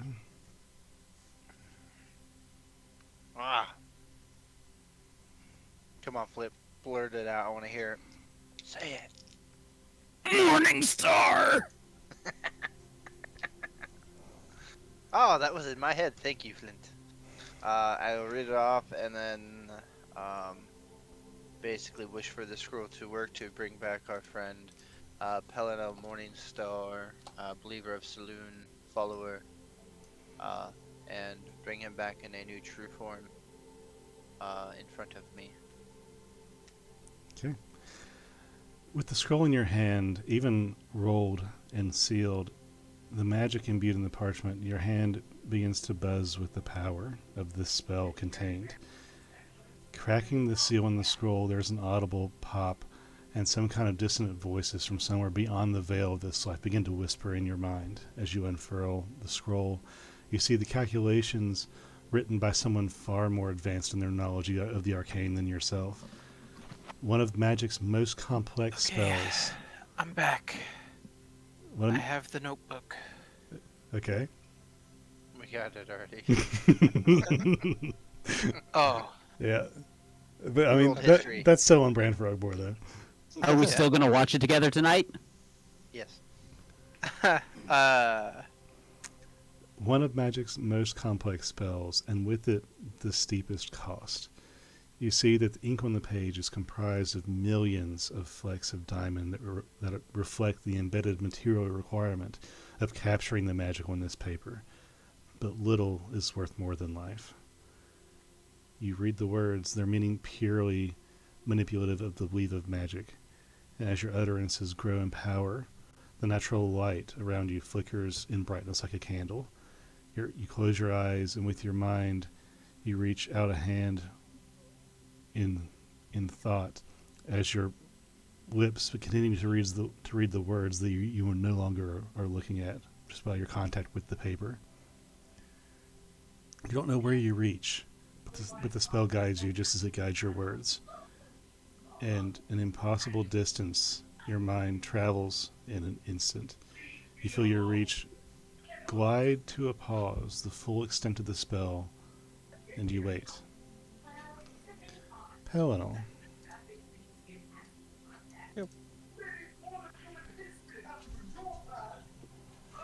The interior of the Silver Hall of Argentil is pleasantly populated.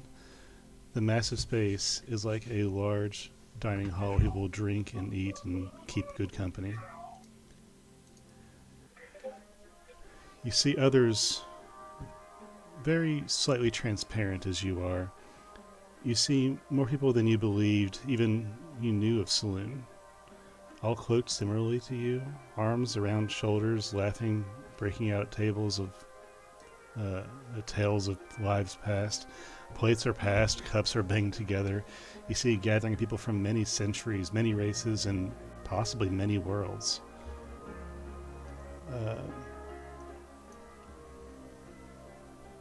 You see that there are plants that drape down in odd fashions from the rafters. Animals tumble through the air, wrestling and playing with each other as though they were weightless. Even those that don't have wings, you join in the joy of play with others. Some of the people you see have shifted into various lycanthrope forms. Perhaps they're some of the beasts you see in the 100-foot vaulted citadel ceiling peaks of the Long Hall. Before you have time to fully take in everything you're seeing, you realize that you're standing in a stone impression on the floor with Saloon. A circle laid of marble with your goddess's symbol in it. We must wait here for a moment. This space is the tether between this world and others. If your friends are capable of raising you, this is where the threads will bind. The time will not be long. Our time is not theirs, and their time has been made short. A mere moment passes before the circle lights in pale gray energy that streams from beneath you. The hall turns and erupts in applause at this light, and you feel a pull drawing your spirit down through the tether. Saloon looks at you with a smirk and steps out of the circle. It's up to you. You must be willing. If you wanted, you could return, or you could stay here with us. She gestures towards the crowd, who is still clapping and smiling for you. You hear one voice. Huh? I was gonna say, I didn't let you down, did I? Never a moment. You hear one voice from the crowd from amongst the cheering. Live another day. We'll be here when you get back. And a large Goliath stands from one of his spot on the large table that's like a bench, and he pats the spot of the table where he was previously sat, smiling at you. I remember you. As you look from the crowd to saloon and back, one more face stands out to you, and a large male furbolg steps out from behind a group of people. Dark brown hair and a beard with no mustache grins at you peacefully, and your father says, "Don't worry, pal. I'll be here too. Your friends miss you." I miss you. I gotta go. The tether pulls at you, and you can tell that the magic is beginning to crest, and your father just waves. What are you doing? I'll wave back. I'll look around one more time. Just be like, I'm gonna tell Vorik about this. He'll feel at home. Then I'll like jump up and down, be like, alright, let's go. Come on.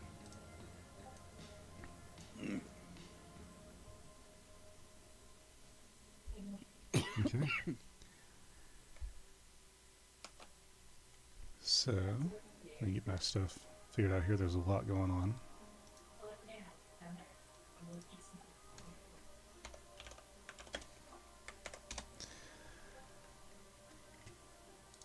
So, allowing the magic to grip you, your spirit is whisked away with force over distance that would destroy a mortal body. And I did the wrong thing. Pardon me 1 second. It should be this one. That's the one I want. Shit. Ow.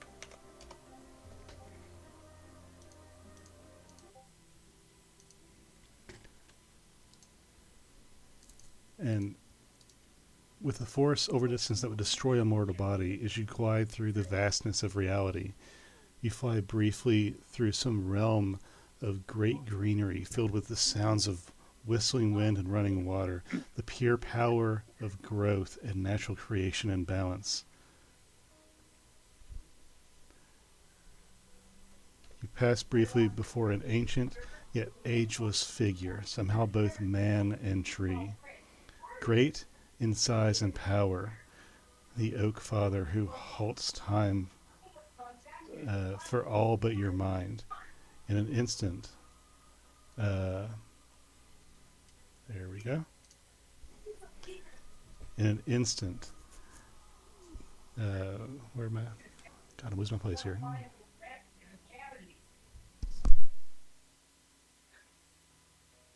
In an instant, you stop horizontally, your eyes locked onto this being that appears to be some sort of greater god, as the face of the old man in the tree grows resonant with meaning. His mouth opens, he puts a finger to it slightly, and he, in a deep, rich baritone voice, spills out, "Restore what was lost." An image of the runestones in your visions flashed from behind your eyes quickly. Then his eyes set deep back in the bark of his face, flare green, blinding you and causing all senses of orientation to leave you. Munson.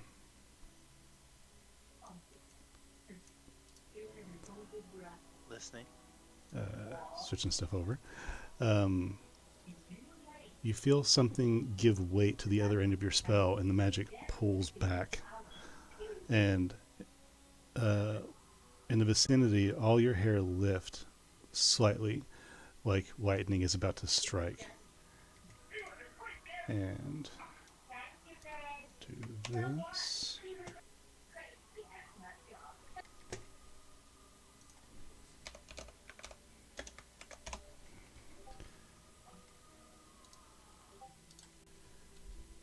And Pel's ashes from Ugbor's urn rise from the box, displacing the lid and floating through the air. They lift into the air and assimilate in a swirling cloud before Munson, about 5-10 feet away. From below, out of the frostbitten ground, comes a growth of mossy bark and greenery that sprouts quickly, bursting from the ground, then forming a tough green and brown pedestal standing about 2 feet from the ground. The ashes swirl above it. Lights, like stars, begin to grow amidst the mass, reminiscent of the lights that Saloon was comprised of earlier. Leaves lift up from the growth to contribute to the mass. The contained storm intensifies, as does the light, and it becomes hard to look at. You all close or avert your eyes as much as you have to keep from hurting your eyes looking at this. Suddenly, the energy crescendos in a flash, and gently a wave of air pulses out from the center of where the pedestal was. And you look quickly back to where you think Pel should be if the spell worked. A figure standing amid amid falling leaves and motes of starlight that dissipate. Pel, please describe your character. Right, so he is still as tall as Pel is, except he is a lot skinnier now. He does no longer have white hair. He has like a... Hold on, I'll pop a picture up. He has like dark He's gone brown from hair. Pelennel the Gray to Pelennel the White. Kinda. That's kinda what happened. But his hair is like... I'm not even sure if it'll let me do this. Dustin, I sent it to you. You sent it. Okay, let me find that real quick. But yeah, he's got like, dark brown hair. You see like a prominent like moon in the center of his forehead. His big ass beard's gone. He don't even look like he has a mustache anymore. His hair's like bound in like little ropes in the front and like a braid. And he is just little young Pale. Pel, as you come into existence, Now. wearing the silvery dark cloak that you had in Saloon's realm on you and nothing more, your eyes are still flaring green from the gaze of the old father, and it slowly dissipates to reveal your natural eyes that look kindly upon your friends. And Pel, you are no longer a level 13 cleric. You are now a level 12 Twilight cleric and a level 2 Circle of the Stars druid. Huh. Hey guys. Holy shit. What the What a hell glow happened up! to you? What the hell happened to you? This is what I looked like when I was younger. He's been beaten with the sexy stick. You see, Would you even fit your armor anymore? Gurky Oh. is Oh, shit. behind all of your group, and he just begins clapping. I never thought I'd live to see such wondrous magic performed. Oh, did you miss me, Gurky? That makes me feel good. You'll remember, you will owe us for life, pal. Just kidding. Welcome back. Technically, well, I believe we're even. I got you guys back. I can help it. Help And then what? if you guys die, then I got you this time. Oh. Maybe Well- not from whatever happened to me. We took the highest precious item that Gurki has ever contained and made it work to bring you back. Well, you guys didn't have to do all that for me. That's okay. We Yeah, have we enough only to- had to give up all of our gold. It's alright. The value of gold versus the value of what you offer is priceless. No difference. I would rather have you over Quit the guilt gold. tripping the guy, Ugbor. Christ, he just came back from the dead. And split up my Yeah, five 40 ways. years younger. Look at him. 5 years. Yeah, nice. Hell's just rubbing his flat stomach. Oh shit, this is weird. Yeah, the debt is covered, pal. There's nothing from you needed in the aspect of what we have done. Alright. I only Alright. hope that if you guys have the chance to beat me with the sexy stick, you will too. I'm bringing you back as a dolphin.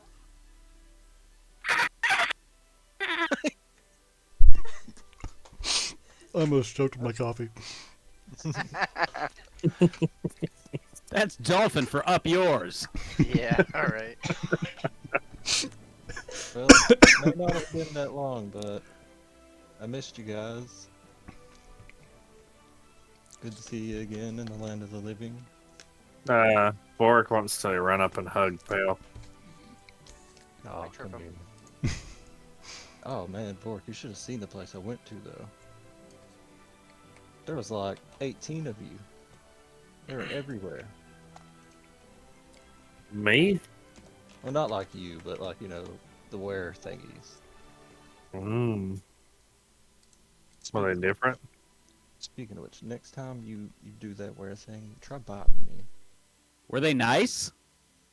Yeah, everybody was really cool. I saw my dad there.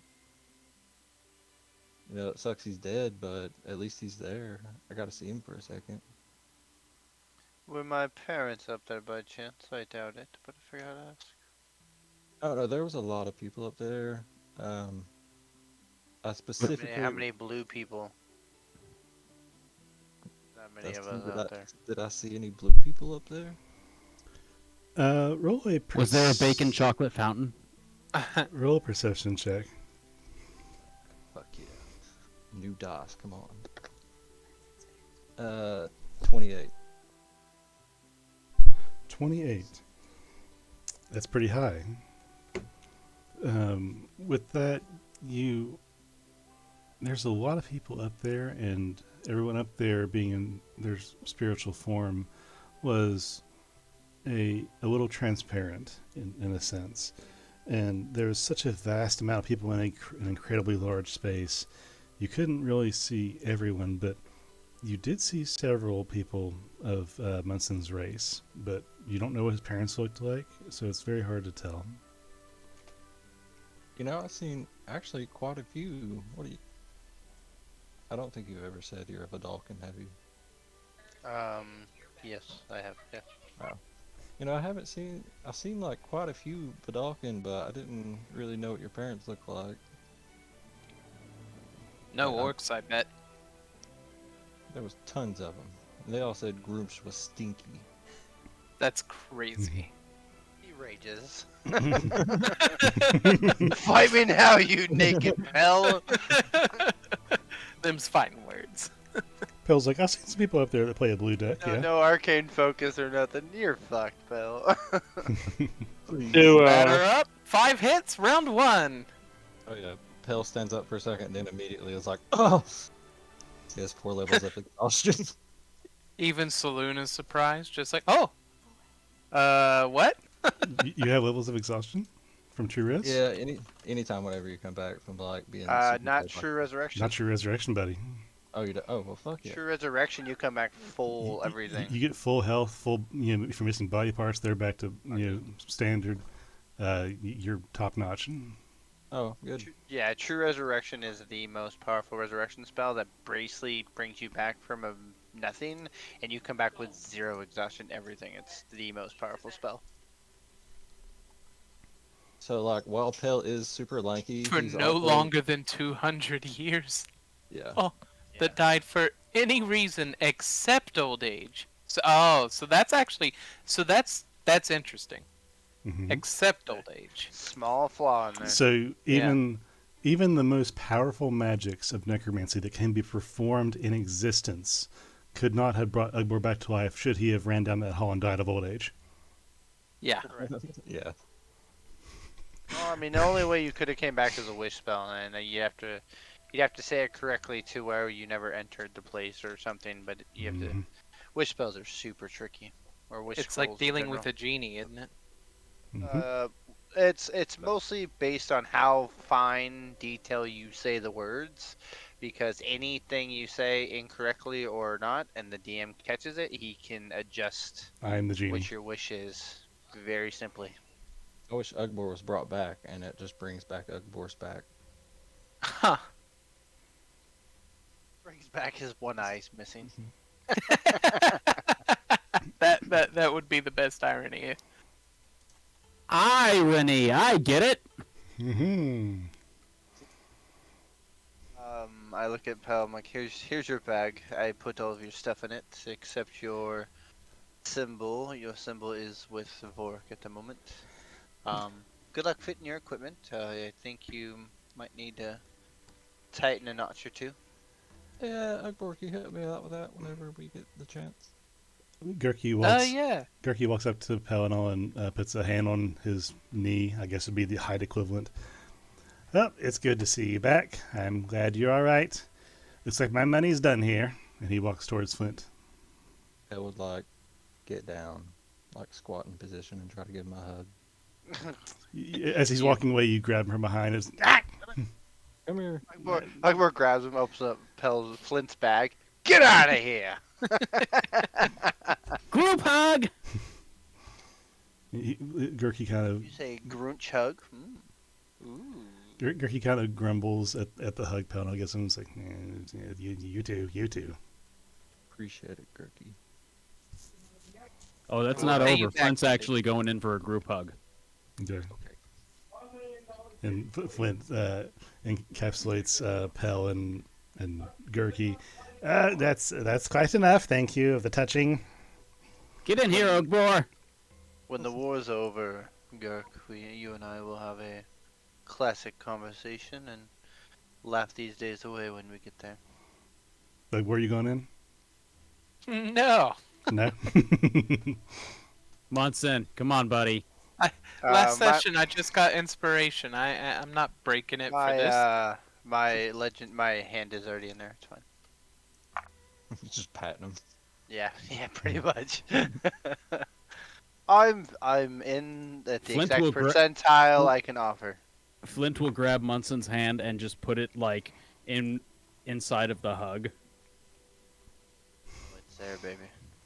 Come here, Vork. You've been quiet. Group hug time. Bring it Already- in. I'm already hugging you. I mean, Come here. Come on. Now just put him on top of this. He's been hugging you since you've been back, bud. Yeah, that's true. Naked and all. Okay, get off me, you filthy animals. And he just kind of tries to wiggle free. Pel, you can try to hold him if you want to, but he's trying to wiggle free. Do it. All right. Grapple. Let him go. I'll let him go. Okay. So, he slides down like a child getting out of a circular hug, and he just onto the ground, and then he walks towards to the bag on Flint's side. I hope it's been fun, but should you need me, I will be in the Radash War Camp with Sarah and Torin. They are much less prone to unwilling hugs, respectful of other people's private space, and I believe for some reason I am safer behind Sarah at this moment than I am in front of you. You tell him, Gert. Hey, I didn't touch your private space. Oh, you're pretty low. Whose hand was that? He kind of grins, and then he just unties and opens the bag, and then just kind of hops in feet first. And as in one fluid motion, he just zips it closed behind him as he jumps in. He just cinches it tight.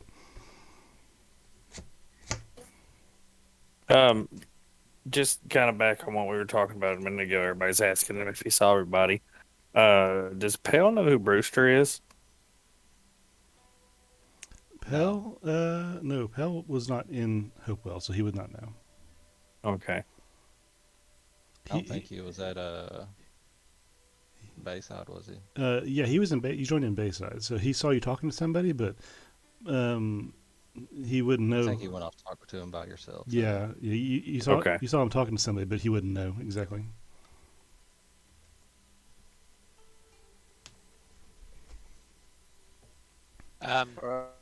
Now that the group hug section is done, what Ugbor will do is he'll You think approach so? Pell.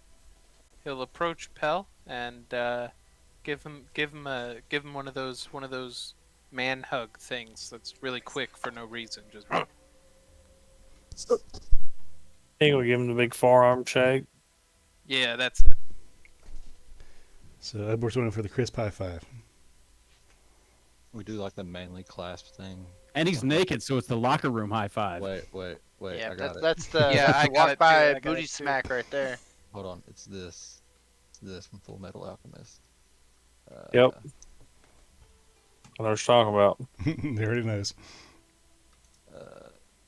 In the corner, an elderly man has got one foot up on the bench for some reason.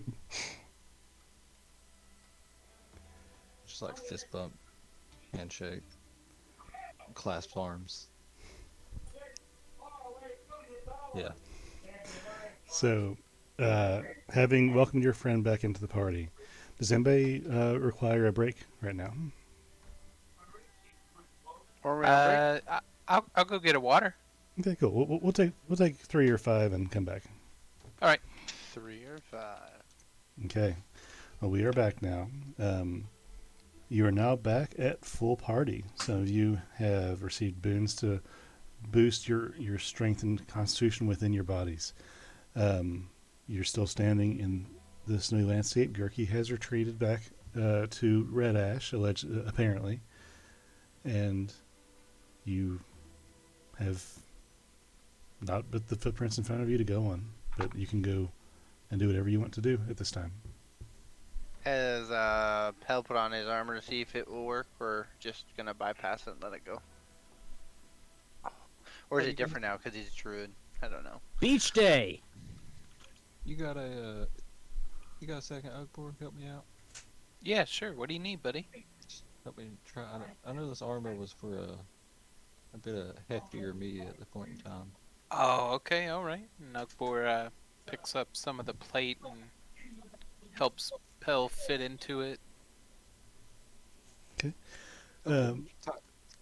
Pell, as you wiggle into your armor and get your arms through and everything, as your skin touches the metal, being a druid, it burns your skin. No, I'm kidding.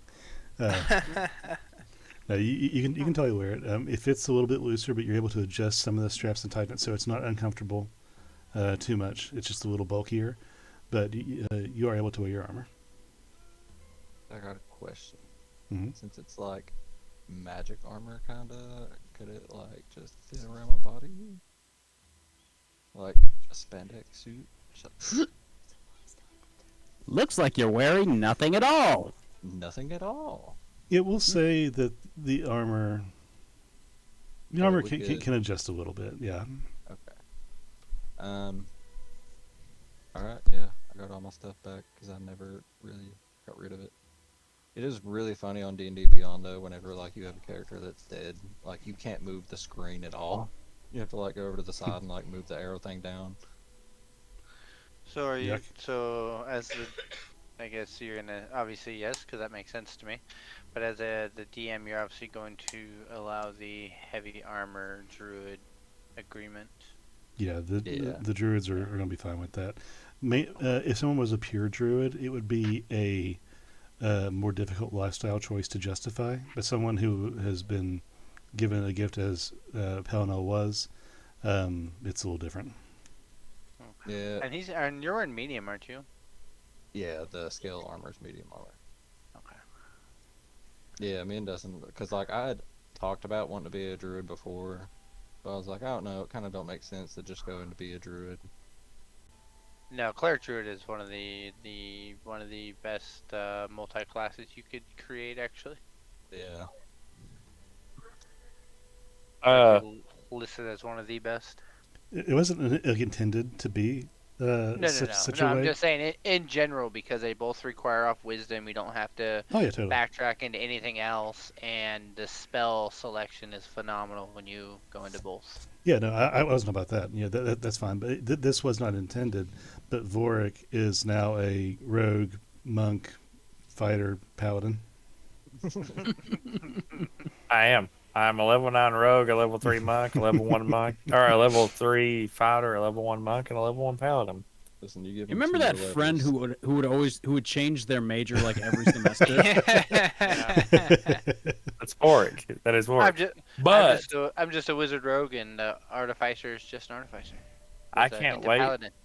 to get like 2 more levels into paladin, and then get to use all my fun stuff between divine smite, sneak attack. Yeah, well, unfortunately, that's our last level, so you know. Yeah. Well, your level before was supposed to be your last level, but because I'm still the of same level.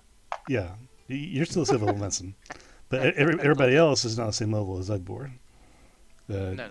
Because of the roleplay situation. Bam! Are Yeah. you sure? I don't I think say- that sounds right. I think by now they're on the same level as me. I think what all I of them are except me and Yeah. Flint. Now that you just leveled everyone else. No, Flint just got a level in paladin too. Yeah, Oh, okay. So he just got 14. So I'm the only one that's not. correct. Sad day. That's You- okay. That's Tw- okay. Should have just gone with the nice lady. Nope. fuck that shit. You I didn't go cannot with bribe her me either. with a level. That's not how this works. Yeah. I'd rather lose a level than to follow beyond something my character would not believe. His atheism Wrong is with too you? strong. It's like you're now at level 10. God damn it. In that case, I come back as Smirk. You're all fucked. Warwick's going to take off Pale's holy symbol, by the way, and give it to him. Thank you. Thanks And for his reminding me. he doesn't look like he needs it, but I will give him the hair tie as well if he needs it. I appreciate it. I think those were the only ones that I kind of kept. Everything else was just together. Hmm. You don't tie that back. You gonna hide it under a bushel? No. Anybody got my glasses? It's in your bag. Oh. I don't think I need them anymore. I Yeah, can see pretty good. Yeah, but yeah, Pale, you take your glasses and you try to put them on, but like Spider-Man, putting your glasses on makes everything blurry. Oh, Ooh, they go to. We'll put on the Artificer's companion. yeah, here, give these Anthony. Is your room covered in sticky stuff and you don't know why? Sometimes. That's Anthony's fault. When's the last? How many days has it been since I changed? Not many. Like 2. Since you changed into your lycanthrope form. Well, since I changed what I could change into. Oh, that was yesterday. Like Yeah. you fought at the Battle of Rowanwood, or you Red Ash technically, and then you slept in the tent, and now here you are. I didn't know like when I prayed to have it changed because that's how it works, right? Every 3 days. Yep, you prayed the same day, didn't you? Yeah, I think it was yesterday, wasn't it? Or this morning? So one day This is day one. Yeah, you would need to. they went down. Okay, all right, 48 hours to go. got this. Maybe I can get something other than an elephant. So, how long's it, been since it happened? It kind of looks like we're in the same place. Like 20 minutes. 20 minutes? Not too ultimately long. No. Alright, we'll say 30 minutes to make it seem more suspenseful. Okay. That got me. That 10 minutes was all it took. I couldn't eat the whole time. Well, your hands are still dirty, Flint. Well, it took Ugbor, what Dustin say, at least, what'd you say, 10? How long did you say it took him to go find the stuff to make the box? A few A hours. few hours, actually. Oh, yeah, it's been yeah, at that's least right. a few hours. Yeah, that's right. It has been like we'll say probably I'm 3 hours sticking total. to 30 minutes. Sounds good to me. Sure. We work quick. Not long at all. Jeez. 5 minutes. 5 minutes. Do I 5 hear minutes. 4? Do I hear 4 minutes? I want 3 minutes. I bid for 3. The 3 instant minutes. you died, we brought you back. 3 minutes, blue guy right there. Hell, I'm assuming you have the highest perception modifier of the group still. Good. Is that right? Yeah, nothing really changed on that. Okay. What is your passive again? 24. Is your passive? Yeah.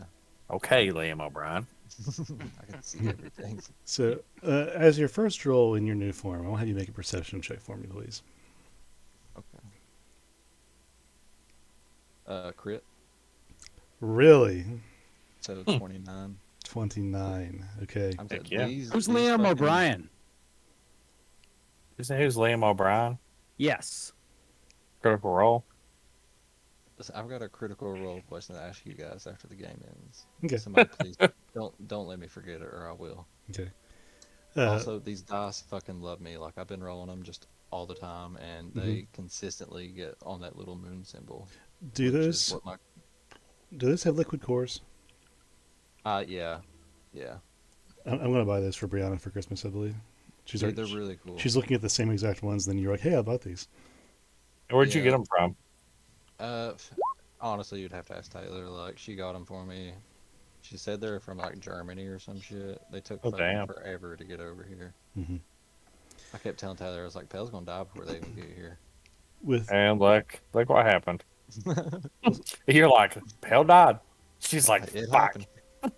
with the 29 Pell, you feel incredibly confident in your new body, and you look around, just getting a sense of where you are, feeling your hands as you open and close them, and just kind of getting a sense for your new self. And as you do, you look around, and you realize that Samuel's body is not there anymore.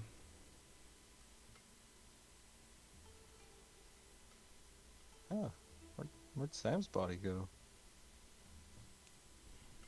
There, and over there, and a And little little- over there. And as you're pointing, you realize you're pointing to spots that are empty. There are bloodstains. There is no body. Holy shit! What happened? Do I still look like I got into the jam jar? Yes, you do. Yeah. I stabbed. Then I have half his I- brain. I stabbed Samuel in the back, and as I did, I penetrated some thundering booms and exploded his body. As Flint ran over after Yo Death, went over, worshipped to the saloon girl, and crushed its skull with his new mighty gloves. I wouldn't say Oh, you were her bitch. worship. I would call it more of a Don't business lie to me. proposal. I was there the whole time. I watched it.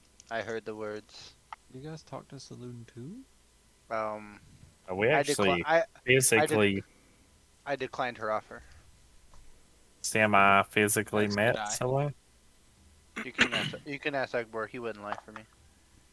Awfully pretty, isn't she? If she pretty is like the sky at night, Yeah. well then, yeah. I actually love the sky at night. It's beautiful. You want my second lowest stat mod? Not my second highest? I'm so confused by what you're asking me here. Oh, guys, Your what's your second lowest stat modifier. My second lowest is Con and Charisma at 12. It's a +1. So +1. Interesting. Okay. My worst stat is Strength, because I'm very strong. What's you probably just have a shit ton of proficiencies, don't you? I did go into Rogue. This? Yeah, Wizard Rogue would be insane.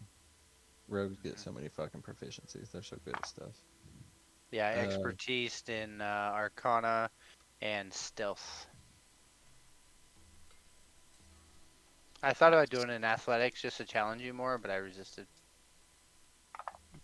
I mean, I get I 8. truly resisted. If I would have went that route, let me see. Oh. Mine would have been. I guess there you would've would been- win. There's mine. There it Plus is. 10. Wow. What can you do? If I did expertise in that one, I really thought about just from that jail moment we had together. Yeah, I was on the edge. Wait, what? The jailhouse rock. Remember that? Oh, that jail moment. I was like, Yeah. Not real jail, Flint. You were. what did I miss? I thought the gang thing was the coolest thing that happened. This was part of the gang thing. This was back Oh, when I yeah. back when apparently. back when I blamed Doug Bohr and all them for the problems in which we were having in this Rowan would, as he flexed in his cell, I flex in mine, and that's what I almost took expertise in athletics just to beat him. Yeah. Pill, you change your picture in Discord, or maybe not. I don't know. That's a pretty good one. I've definitely decided I need to start doing more acrobatic checks and avoid athletic checks. I have my lowest mod for proficiency wise is only a 1. 1 is my lowest. I don't have any zeros. I have so many zeros. If Okay. Vort quit dipping into every class in the game, then he could have reliable talent by now, and his roll See, so shit all the time. see acrobatics. Oh yeah, so now I have Woo, 3 baby. zeros and 3 -1s. I got a nat 1 and still have 16. I know. Hell's pretty good. He's got like a +2, 0, +2, 0, 4, and a 1. Oh You're yeah. a one-trick yeah. pony, but it's a hell of a trick. Take that. I win. Okay, what are you guys doing in game? Showing off to each I'm other. rolling a 35 right now. Okay. Look how young I am now, guys. Yeah, you're. I'm young as shit. How many years did you lose? Or gain? That's weird. Lose? Well, when I died, I was about 240. I mean, I haven't looked like this since I was like 100 years old. Something like that. So how old were you when you were passing, give or take? I think they kind of just put you in the body that you. Oh think no, that's I'm just curious how old you were when you passed. Oh, it was 240. So potentially could have gained 100 years or so. Not bad. You know, Matt, I've kind of avoided. You brought up reliable talent a minute ago, right? Mm-hmm. Oh, that thing's brilliant. I love I've it. semi avoided that on purpose Why? because the last game me and Matt played together, I got that and it just fucking broke everything. Oh yeah, reliable talent is the broken rogue skill. Like, And I mean, you're rogues do. you're talking my sleight of hand, stealth checks, acrobatic, all that stuff. I wouldn't roll below a 25. Correct. Yep. Rogues to be good at what they do. Mm-hmm. They do. Like, it Why was. only for you? Everything's a 30 plus check. I rolled another that point. crit. I actually haven't rolled one yet. Anyways, back to the game. Once Pelino puts his stuff on, I would say, all right, do we push forward? Absolutely. Because we've been out for a few hours, therefore I would have got a short rest in, I'm sure. Yeah, we'll say you guys have taken a short rest. What level am I? I already forgot. 13. 13. So I'll gain back a Short 5th rest. level spell. Short rest. Short rest. Yeah, short rest. Short rest. Half of that would be 7. So I want to use a hit die. You sure about that? Hmm? Maybe let's just see. one. Trying to decide which one I want to use. You got a fighter, use a D10. Well, I have Let's see if Paladin I should with use a hit D10 die. Oh wait, dude, that's ridiculous. Yeah. What? That's ridiculous. You critting a 19 on a hit die. It's That's ridiculous. not a hit die. Hmm? It's 3 of them. That's not a hit die, bro. He just rolled max on 1. Oh, okay. Okay. Let me see. Yeah, I have mine set up to where it rolls all 3 plus my con modifier Okay. on there already for me. Okay, I didn't hover. I thought you were dicking around with the coding Yeah. again. No, nope. That's just me rolling hit points back. Okay. 19 from 54. That would put me at 60, 73. So I'm only down 8 hit points from max. Cool. There you go. Okay. But how many spells are you down? Well, because I'm a wizard, which is fantastic. Mm-hmm. I gain back up to equal to half my levels. So I'm out of 4th level spells, but I did gain back a 5th level, and I decided to take back a 1st level spell because I didn't use any of my 2nd level spells. Got all my spell slots back, right? Yeah, Yeah. you have everything. Yep, you're Oh, As if you yeah. just woke up and were born. Lucky bastard. No, I'm just kidding. So I have 4, 7, 8, 9. I have 10 spells still left. good to know. Slots, anyways. Oh, and I also have my my scroll. Well, before we go anywhere, let me just he's gonna touch himself and cast Death Ward. Okay. Avoid this again. What scroll do you have, Benson? The scroll I have is actually just chromatic orb, 2nd level, and it's going to be lightning because that's what I seem to always turn everything to. I love to death how the one of the throwaway things that you guys could not afford in any way, that if anything would be an object of theft allurance, you turned out to be the thing you needed 6 months later in the game. Exactly. See? You just had to wait patiently, D. D&D just works out, dude.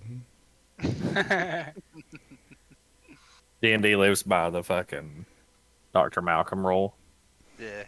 of life will find a way. All right. So, do we want to sneak up to this encampment that's bigger than the size of Sunder? Absolutely. I think we're in it, Let's but go. I think there's more over there. Fork lays in the snow and goes underneath and starts burrowing.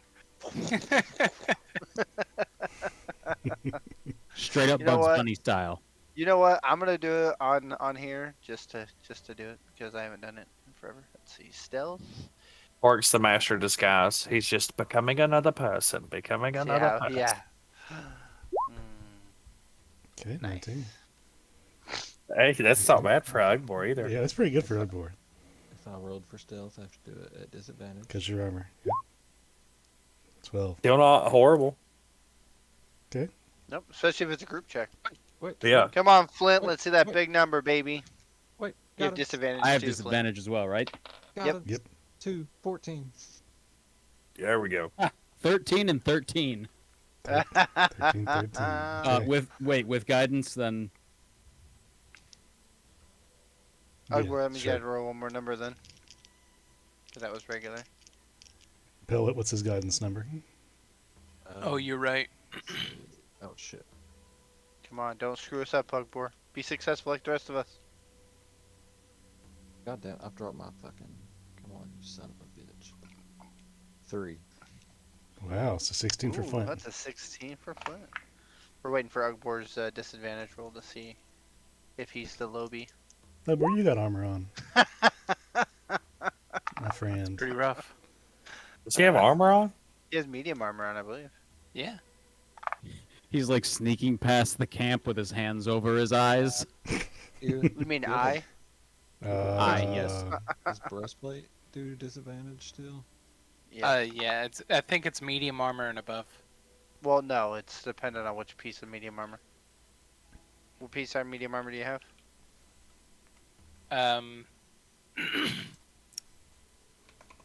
Tell me your secrets. Haha! I am not If at it- disadvantage. I If will it's take the regular 18. breastplate, I'm it's not wearing disadvantage. armor right now. Okay. Oh, I was gotcha. gonna say, I'll take the just 18. breastplate itself too doesn't give you disadvantage. Yeah, I think it's just breastplate like- itself Yeah. is not. It's just scale mail, spiked, and half plate. Yeah. Listen, don't take away my happiness. We try not to, but yeah. Actually, apparently padded light armor does it as well for some reason. That's the metal pieces, don't you know? That's some guess. I don't know. Okay, well, you guys proceed as stealthily as you can towards the path to the city that you have discovered in this area. So, as you proceed closer, the trail that you follow eventually leads to old gates that are covered in moss and foliage. There's a small chasm that is walled off on the far side with stone, and a bridge spans the divide that leads to an elegant set of stone gates of elven design that have been left slightly cracked. In in a space a few dozen feet away from the walls. The snow still spits, but it dissipates about 50 feet above the wall and seems to regress in a dome shape across the distance of the city area.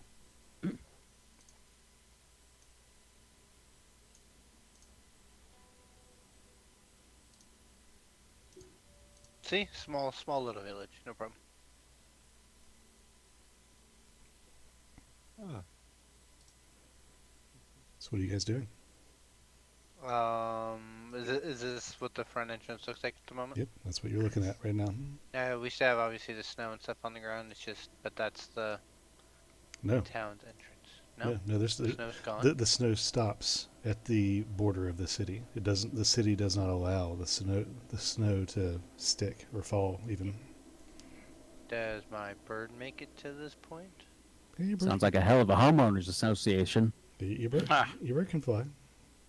I'm gonna send my bird up and over, to see what it sees before we enter.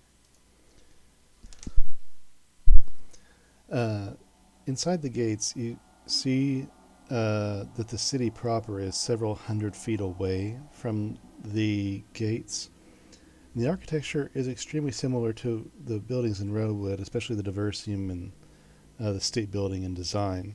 There's very hard vertical lines in the design of every building, and they're just very elven in design, basically. The sprawling cityscape is larger than the South Sunder, as you've already seen, by almost a factor of 3. Its section seems to be organized around some landmarks that you can't discern exactly, or maybe have disintegrated in time or been forgotten. And there are clusters of buildings in similar patterns that are laid out in almost like a swirl over the acres of the city. And most of the city is overgrown with different types of foliage where nature is reclaiming this area. When my bird gets up and over, do I see any people, any creatures, anything wandering that would be not necessarily alive, but just moving in general? Make a perception check. 19 again. 19. In the distance, you see something shift, small. It's hard to make out, especially this time of day. It's still roughly before midday, maybe a little bit hedging on noon-ish. But so it's hard to see, but you think you see something of a dim light, like almost like a bluish hued light, but it's very small and very distant. And you can't tell if it's just a trick of the light in the area or something's moving back there. But it's way back in the city. Okay, but nothing up near the gates. No. I come back. It looks like the gate is clear. Potentially movement in the distance inside the city. I mean, this city is 2-3 times larger than Sunder itself. So, oh lord. yeah. Did we Hell. ever figure out where we were? No. Oh. Kind of. He explained it. We were hillside across from the ship. Vorik would know. I don't know if he would communicate this to you yet or not, but Vorik would know that you guys are right up there. Well, Right hold where? on. I got no pinging. I don't see Where? Up here. Right up there. Okay. Oh, damn. I went way back there. From the wastes? Holy crap. Dang. See, guys, I'm good at this teleporting thing. Yeah, Fun I fact. figured we've been like over here. Fun fact: this is where Vork became the OG Vork. Really? So you know we're in... Like where he was born? So does that mean you know the name of the city then, Bork? Yeah. I would assume I would. No, you don't know of anything up here. There's nothing you've ever been taught or that you've seen on a map about a city. After your crew was attacked, Vorik, by a hag in the area surrounding the crash ship that you recently fought near, semi close to. You traveled south. I wouldn't know the name. It was something we just happened upon.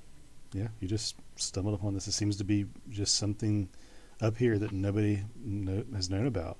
And Samael had footprints leading from where he was. According to the footprints that you followed, pretty obvious in the landscape, Samael came from this city, walking south to you. I meant like from before. Didn't know the name of the town. No. Okay, we just kind of saw it and decided, hey, let's go rape, pillage, and plunder here. You weren't privy to that knowledge when you were traveling. That was part of your thing, is that you didn't know why you were up here, except that you were to retrieve something or search for something valuable. All right. Okay, sweet. I like my risk of teleporting. Well, Always turns out for the best, I tell you. I know what has the potential of being up here because I know what they did to me and what they turned me into.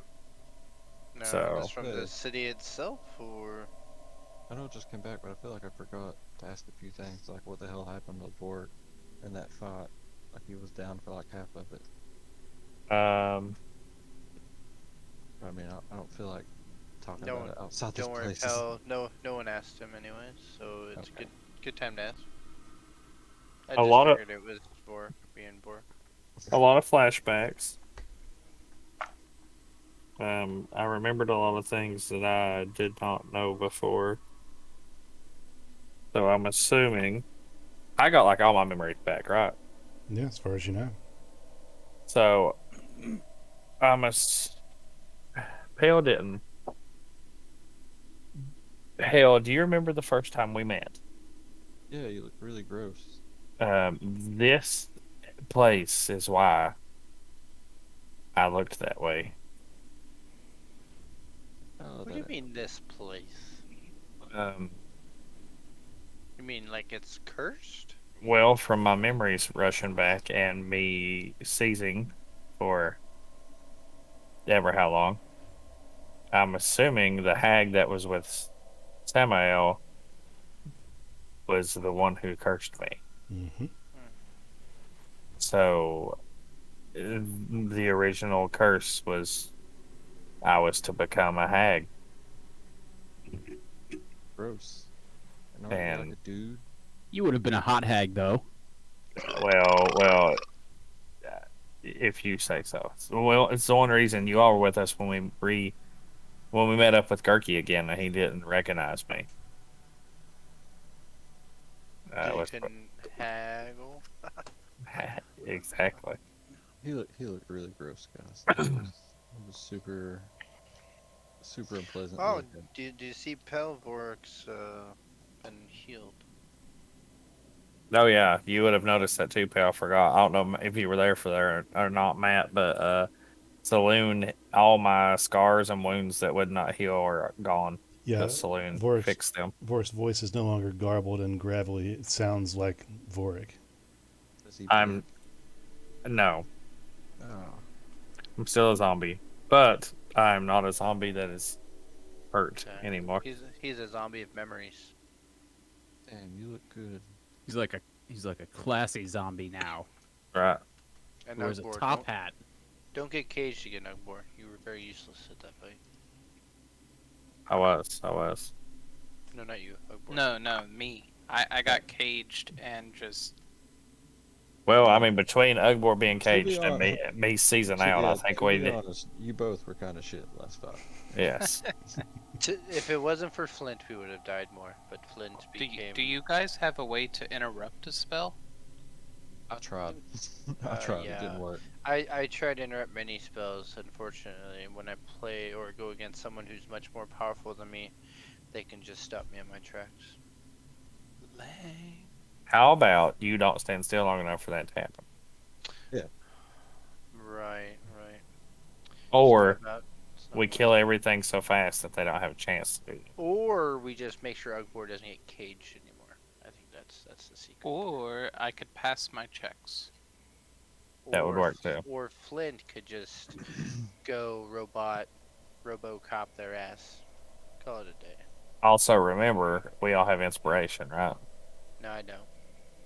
Other than Munson. I don't know. I don't think he may have done it and I didn't read it, but who knows? I know me and Flint and Akbar should. I never either. I'm not allowed inspiration. It's DM's policy. I gave you inspiration. Did you give Munson inspiration? Sure did. So we all have inspiration? Yeah, all of you should have inspiration from this last time. Alright. Let's see where you offered me inspiration. Alright, You need to listen so... better. Yeah, get over yourself. I normally don't listen. It's fine. Yeah, it's just That's watch why I out. got married. I let her do all the listening for me. I just say, I just had a vision of Agbor like attaching like pikes to his armor, like just forward, backwards, left, and right, so he cannot be contained within a 5-foot block. I would like to see if this is approachable, or if it's too weak to walk across. Okay. It looks pretty broken. So investigate, I guess, to check. Okay, and tell me how you're going to go about that. I'm going to take, well, because I have the ability to port back if I need to, I'm going to walk up and kind of slowly pressurize certain sectors with my staff and see if there's any kind of loose gravel, anything that seems weakened, and then I will, I always have a spell that I can port backwards to a certain distance if I fail. Okay. So go ahead and roll investigation for me. 24. Okay. Walking up to the crumbling-looking grass-covered bridge, you take your staff and kind of poke at certain areas that you think would be weak, and a couple of stones fall off the very edges. But beyond that, what you think would be weak, you hit, and it feels as solid as brick. There's very little movement here. What's gone is gone, but as long as you stay within the bounds of what exists, it should be pretty strong. And I'd like to put my, I'd like to swing my owl underneath the bridge to see if it visually sees any cracks or anything throughout from point to point. Okay. Anywhere from like here to here. Okay. Using the same investigation check, we'll say even that is enough to you swooping under the bridge. You look and the owl doesn't see any major points of interest under the bridge. There's no major cracks. It seems like it's been crumbling in certain spots in localized areas. It's not a continuation problem. Something to note as well as your owl flies down is that the chasm between here and there is only about 20 feet down. It's enough to be a nuisance and a bother to have to get back up and hurt if you fall for sure, but it's not like a great rift in the earth. It's just a space. But that space, I could roll my ankle, so that's Mhm. okay. Okay. I will, after testing, I will tell them that the bridge should be clear to pass, and see who wants to go with. I'll go across first. I assume me and you go first. Yeah, that's what I was assuming. New body, who this? And Bill starts walking. Okay. So you guys are walking across, not checking for traps? I already checked Alright. the floor, so that's all I did. So I Okay. did not say anything about traps. Yeah, so you guys walk across. There's no trouble at all. And you make it to the other side. You look back and you see Flint and Ugbor standing there watching you. But Munson, Pell, and Vorik, you guys make it across, and the doors are cracked. They're large, but they're cracked enough for you to be able to slip inside without moving them. Seeing that I'll- the path is safe, I'll now walk across the bridge. Ugbor, as you cross the bridge, a bear reaches up and grabs you.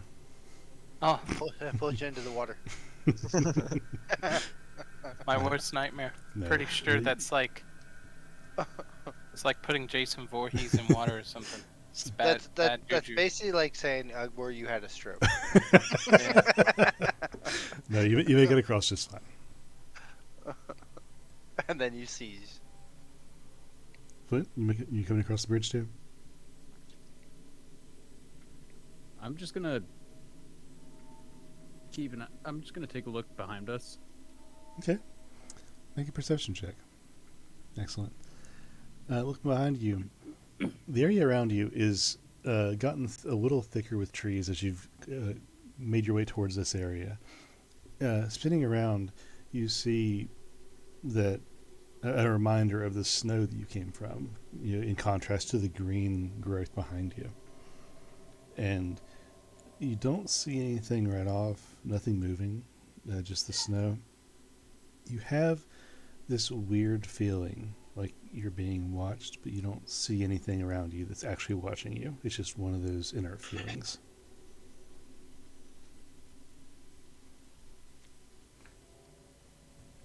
Hey guys, I've got a weird feeling. About? Like we might be being watched. Okay. I will look around us to see if I see anyone scrying on us. And you can see the invisibility because of your cloak. Yes. You look around and you don't see any scrying orbs. You're familiar with their shape and their function, but you look around, you up in the sky, around, even down under the bridge, you don't see anything. Well, keep that feeling, Flint. We're clear of the scrying purposes of watching us. Maybe Anything maybe other than that's that, worse. If he feels like they're watching us and they're not scrying,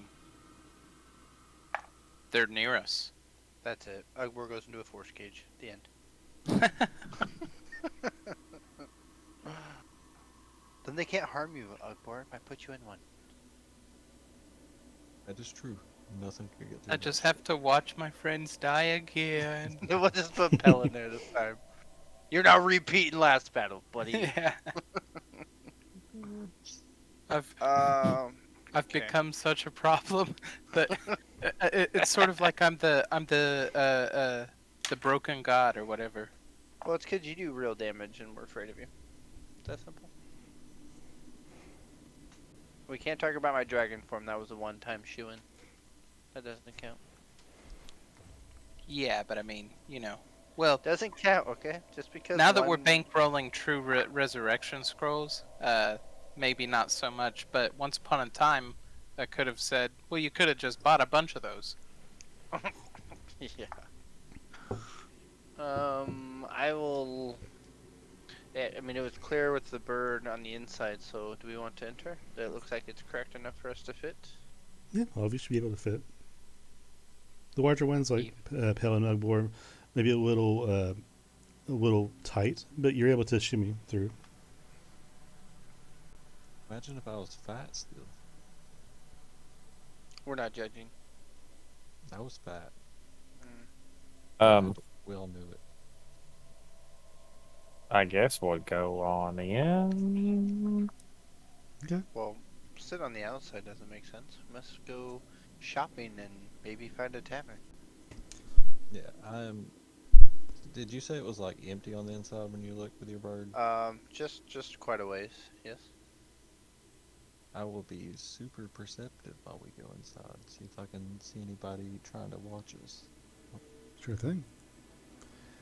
As you go... So we're going to be perceptive, check. Super perceptive. Right. General perception, right, since we're thinking about it.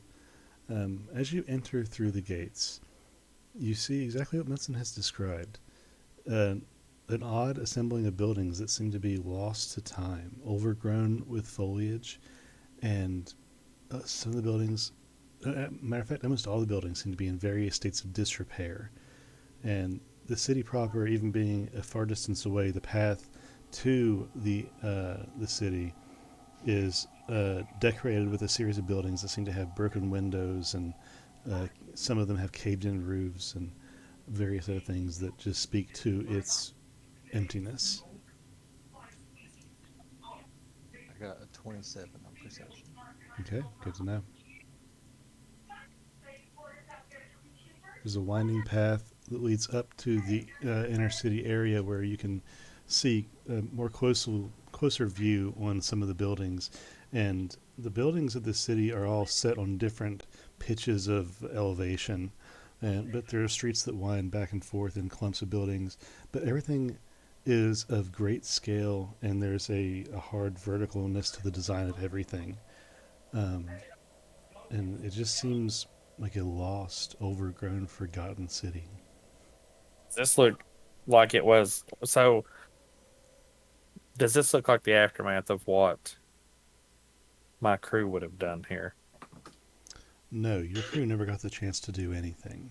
I don't even think that they had time to get to the gates of the city, Okay. and you definitely didn't get that far. But even if they were, surely not even your band of a dozen or so uh, pirates from Sunder would be able to collapse a city like this. Was I in here when they turned me? No, you were outside So I in front of the never. ship. Okay. All right. I've never seen the insides of these walls. Then. No. Okay. All right. Is- Well, there's this It doesn't look secret like people. anybody's lived here in a long time. Yeah, there's moss and shit growing over here. It might be a good distraction though. Like nobody lives here. Let's not worry about this place. Yeah, but Samael looks like his footsteps came from this direction. And potentially the creature that was with him that no longer appeared during that fight. So maybe that creature lives here? Potentially. Or both. Um, the hag that was with Samael. Yes. So maybe she or he lives here. Damn. Was that hag? Mm-hmm. That was the one that turned me. Mm-hmm. Was that also the one we saw with shit, what was his name? Ugo or whatever his name was? Maga? Mago, yeah. When was No, that? that was And hag. Wilwick and Vort fucked it up. Yeah, no, you killed a hag in Hopewell Harbor. Then there was Agatha, who portrayed herself as a fortune teller in Sunder that apparently had something to do with Sunder's downfall. You saw Agatha again at the Battle of Rowanwood, and Lysari dispatched her. Then there was this third hag with Samael that got away. okay, So so that just that as other a hag was the one we saw in Sunder with Mago, right? Yes, yeah, in Sunder, yes, that was Agatha that you saw, and she is dead. Okay. Didn't we try to get her to pull from the deck too? Mm-hmm. Yeah. You Which guys she having her pull from the deck, because she did. What you guys pulled from the deck was I forget what it was, but it was basically a card that meant that she would have vengeance sought upon her. And during the raid of Rowanwood, the bartender that Samael was mean to when he was with your group was able to sneak up behind her and stab her pretty good before he then moved on to try and get away or do something else. Fuck yeah.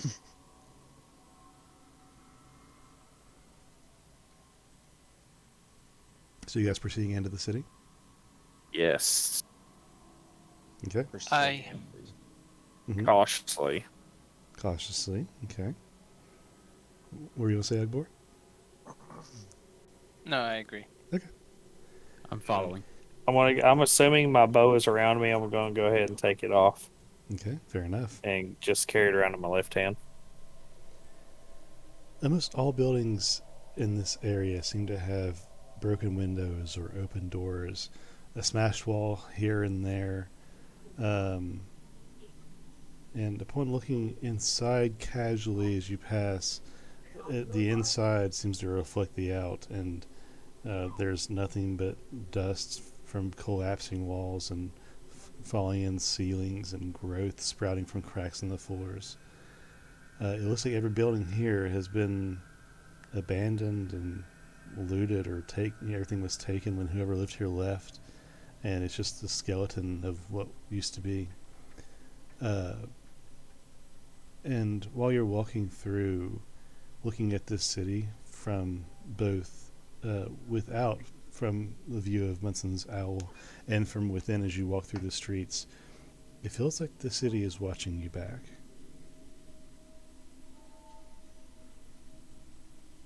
Yeah, this feels weird.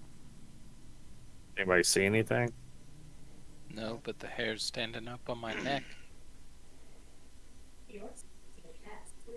Okay, you guys are, we'll say, about a quarter of the way into the city at this time, and the buildings begin to become more numerous and surround you in patterns that reflect a standard cityscape, like Sunder.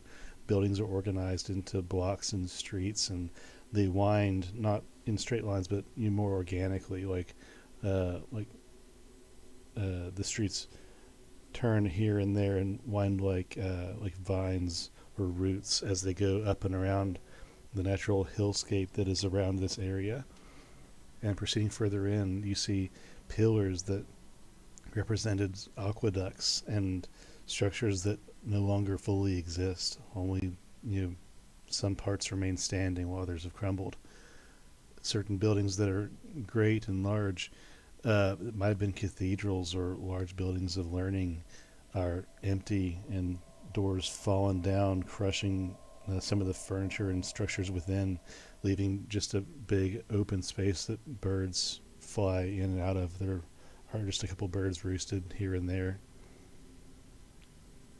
I have Flint make me a perception check.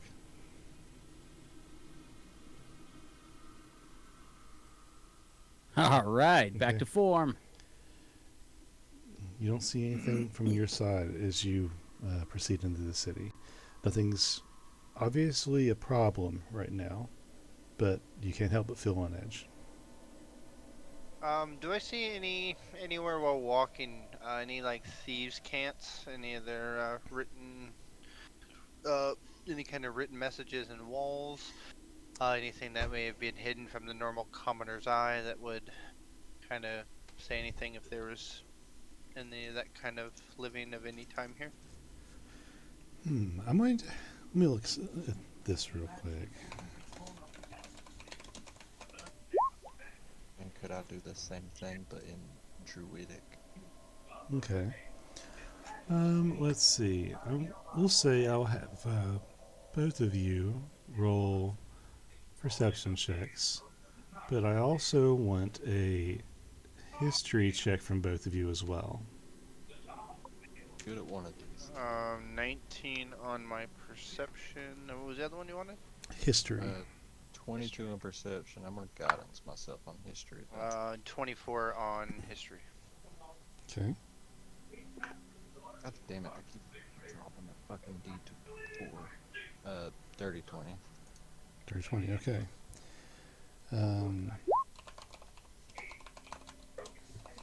So it takes some time looking around, but you guys, as you're walking through the city, now approximately a third of the way into the main of the city, you guys look around for anything remaining of any signs or symbols, carvings, anything left behind that's legible from what remains, and you're not able to find anything in Thieves' Cant, Munson. Nothing at all.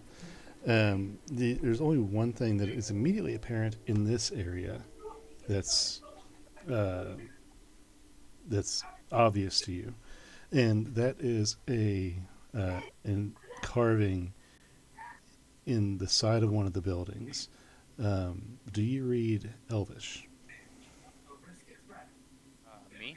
Yes, you do. Okay. Pell, do you read Elvish? Yep. Okay. But if you see the same sign, and the sign reads Calad Tir Equestrian, and it's a large, sitting building that only has one level, but seems very vast, and seems like it's set up in different portions, like stalls. And I'll write that down for you so you can have the spelling and stuff. Do you see what I see, Pell? Yeah. This city looks like it's elvish. Yes, indeed. It looks like maybe this was a past life building. Maybe this was the the city before the big war, maybe with Phelan. Maybe this was her city, lost after the battle. You never know. There's no way to A tell. lot They could be here elvish equestrian. impersonators. Well, dark phase makes sense. Okay, you guys want to What keep? a name! Oof. Quad tier equestrian. If we can, if me and Pella are the only ones that can really see that, I would say, I would want to check out that building. Okay, Yeah, let's go. going towards the building. It's a little bit like up on a knoll from where you're at, so you have to climb just a small set of stairs and going off to the side from the main. I wouldn't call it a street, but the main path that you're on.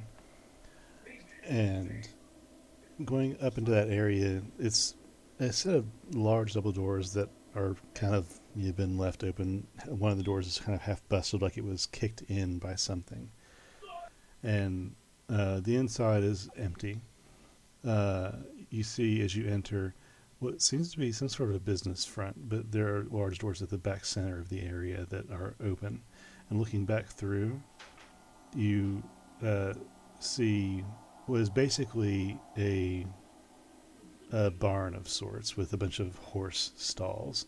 There's nothing left, no hay or anything. That you see a couple of feeding troughs that are anchored on the outside of some of these stalls. And who's in the lead right now? Elements. I would assume we were pretty much neck and neck, so I would say, I guess I would, because I offered to go in there. Okay. Munson, you see for a split second, almost out of periphery, a faint blue light of movement, and it's gone. Do I see anything invisible in this area as we walk? No, you don't see anything invisible.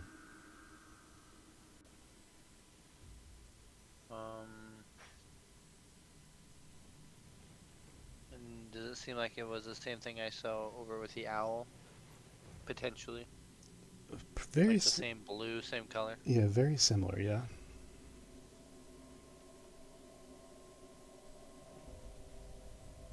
And how far back does this building go?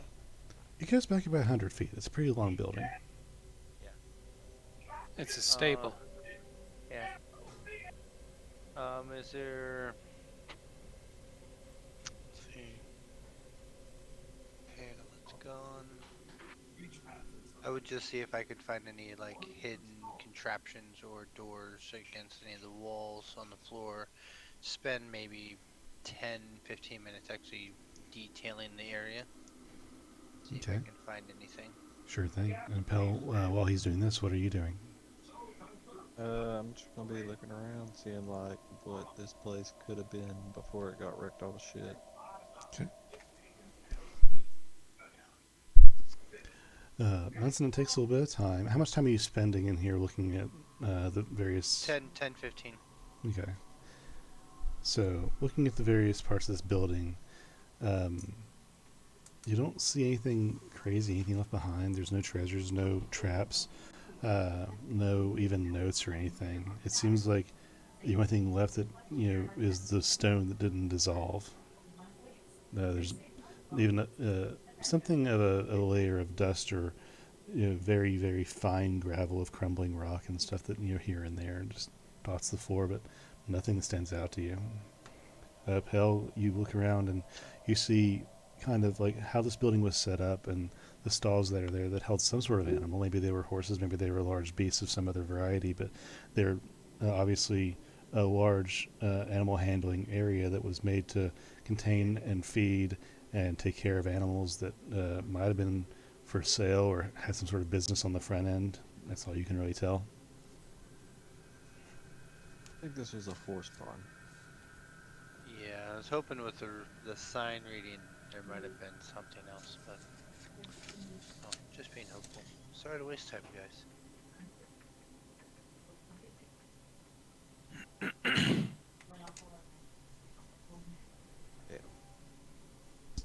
This would have been a cool place. Would have been a cool place. This place gives me the creeps. But it's horses. Horses are cool. You have to, yeah, this looks like no one's been here in ages. I mean, imagine how booming this place was way before, you know, this happened. I mean, this place is ginormous. I mean, I Do you can't find really think it was anything. the city from before the war? Well, when I talked to Neum, she implied that the map has been modified with different wordings, but she never actually claimed to actually see anything that was of her original Elven city.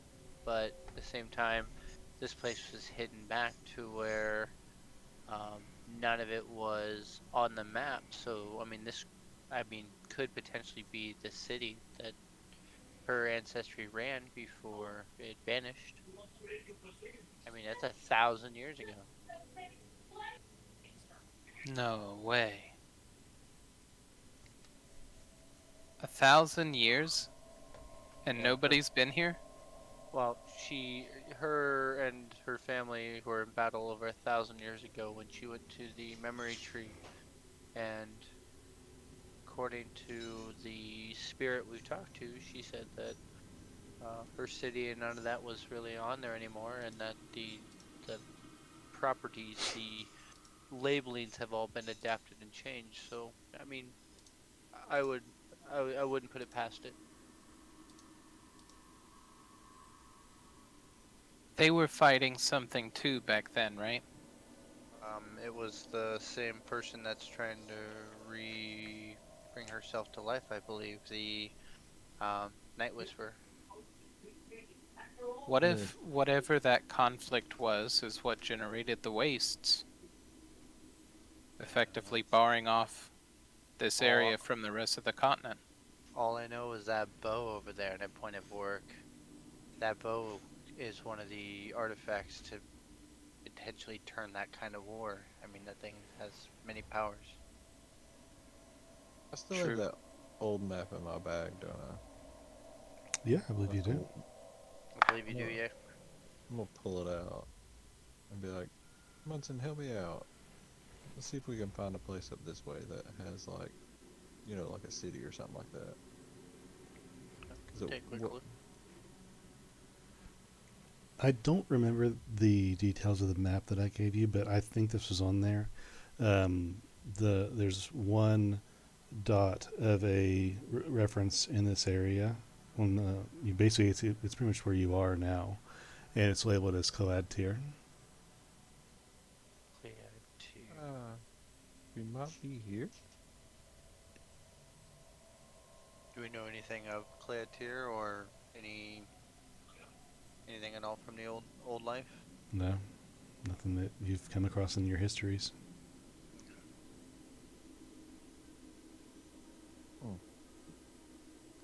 So, or Ugboard answered the question for this. This looks like it could be Cleatier. It's one of the old ancient maps that Pino grabbed and put in his bag. Looks like on that old map, this place was actually something.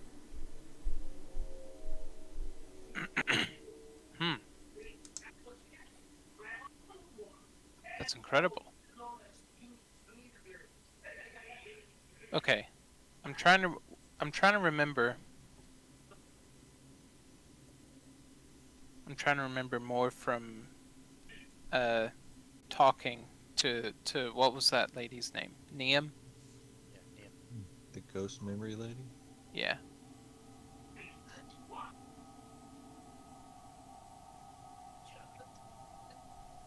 What do you remember?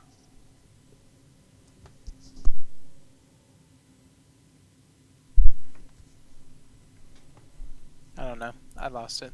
I thought I remembered something. I didn't. You almost had it. Oh, On tip of the tongue. you already had your big brain moment earlier, so. Yeah. Don't be getting multiple, man. That's gonna confuse us. Ugbor's like one of the most educated barbarians. He has spent especially countless hours in the especially in museum. the half orc form. Yeah. Okay. Are you guys going to continue in the city, or what are you doing? Yeah. Um. Yeah, I think we should continue into the city. If this is just the stables, we're probably Like the outskirts or something like that. yeah. We're still working our way into the actual city itself.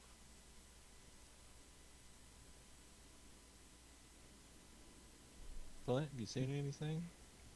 It's been pretty quiet back there. Nothing so far, but I'm not giving up yet. He said this place gave him the chills, and things are still watching. So Ah, which reminds me. I search for traps. Okay, where do you search for traps at? Assuming that this is that I'm recalling this correctly. This is set up. There's a door on either side. We're going out the other door.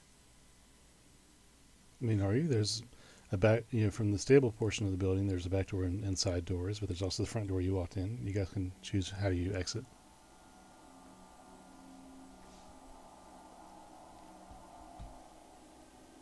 I'm going to, I guess, look for any kind of traps on the back door. Okay. You walk up to the back door, Ugbor. You pass several stalls, and you notice that one of them, about 3/4 of the way towards the back, the one on your right, has a skeleton of what seems to be a horse-sized creature, swinging on the ground. Ugbor shivers and walks on. And as you look at the skeleton and get kind of like chills for a second, you look up to see out the window a pale blue transparent face looking back at you, and then it fades instantly.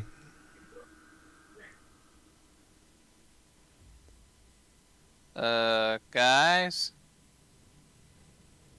What's up? There's some weirdness going on over here. I think I just saw a ghost. Like if I remember your office correctly, Anthony, it's as if you were turn around facing the exterior wall and we're looking down at the floor, and then look up at the window and someone's looking at you. yeah, that wouldn't make you jump at all. I'd poop my pants. Not Yeah. for. Roll for consistency. Yeah, no, I'm actually, I am. I'm gonna do a con save. Is that alright, DM? Sure, go for it. Let's see if that scares me. What do you say? I think you're fine. You're startled and you're not happy, but you aren't suffering any negative effects. Okay. Hey, don't do that thing. Hell, go over and try to look out the ghost window. You don't see anything. So spirits still potentially live here. Interesting. Oh, boy, you act like we ain't thought ghosts before. Just Buddy. don't let them possess you. That's when things feel bad. That's the part I'm worried about. Look at me. I'm walking around in my breechcloth, man. You eventually find your way to the back door. Go ahead and investigate for traps, please. Okay. Huzzah! Oh my god! Nice. You don't see any traps. Matter of fact, you are quite surprised the door is still standing on its own. The hinges are rusted, and it seems like it's barely hanging on. Like if you shut it too hard, it would just fall off the hinges. I do that. You grab it, and as it's almost slammed shut with a big thud, it shakes the building a little bit with its size, and it starts to fall towards you inward at the building. Ooh, So okay. make me a dexterity save. Alright. Gonna be a 16.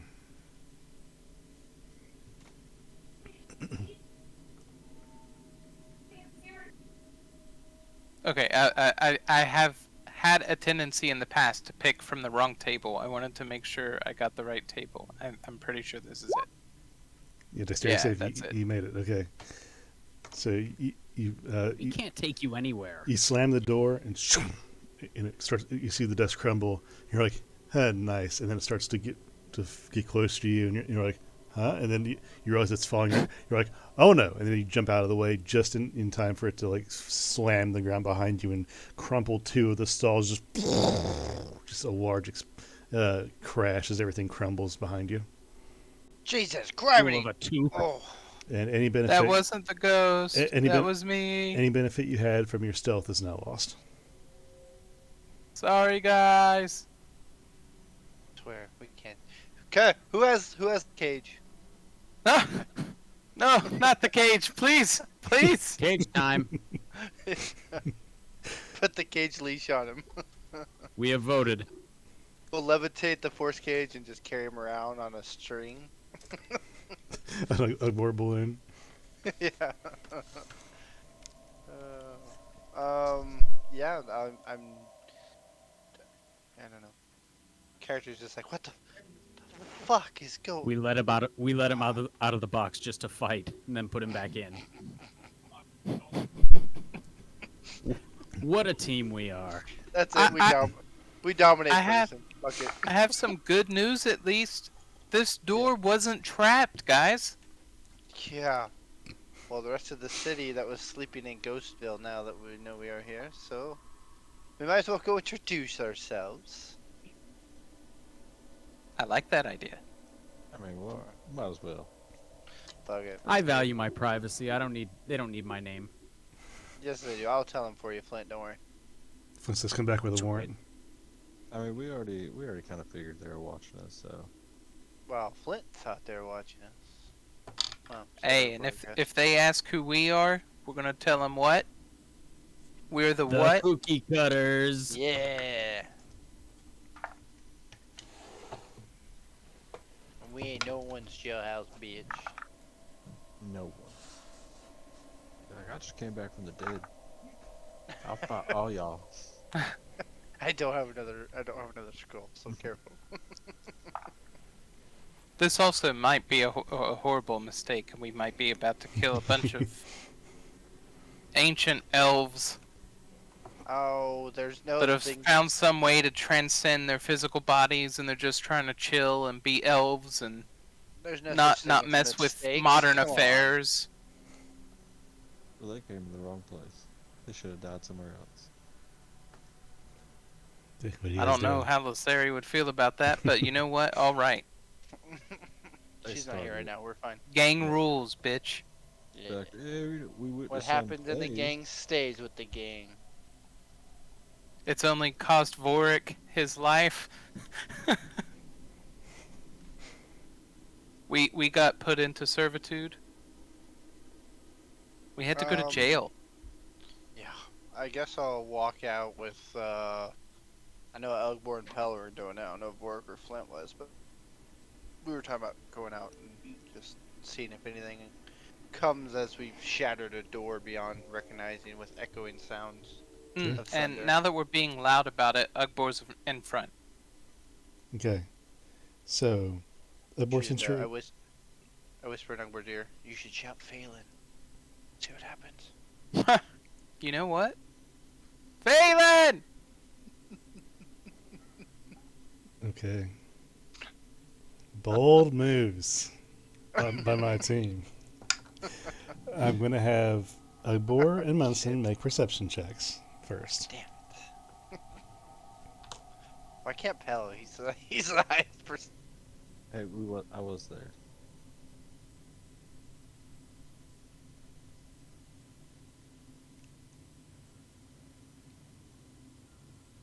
What's your numbers? There we go. Okay. I'm doing it too. I'm there. Good. I'm Sure. doing that there. Dirty 20. Dirty I 20. beat him? No, stop it. Okay. Got it. 22. Wait. I need 3 bottles. I need 3 bottles. I'm gonna put them on my fingers, and I'm gonna clink them together. Come out and play. Phelan's here, bitches. Ding, So ding, ding. you go into the street and see if you can perceive anything. And in the distance, Munson hears it first, and then Pell, and then Ugbor. You hear a whisper of dissonant voices that begins to grow louder. Not deafening, just, basically inaudible to audible to just kind of normal, distant whispering in the far inners of the city. And then Ugbor yells, Phelan. And as he yells that echoes through the city, the voices immediately stop and go silent. I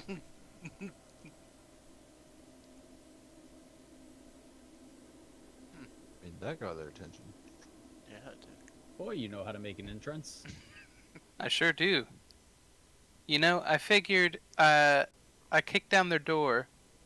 I might as well get their attention. Here, I'll hand you my horn. Say what You're now? encouraging more of this, man? You silenced them. This could be a good sign. You are Ugbor, the mighty slayer. I don't see the problem with you showing your strength. Oh, that's right. I have stuffs. You have stuffs? Yeah, my sword is magical. Oh, gotcha.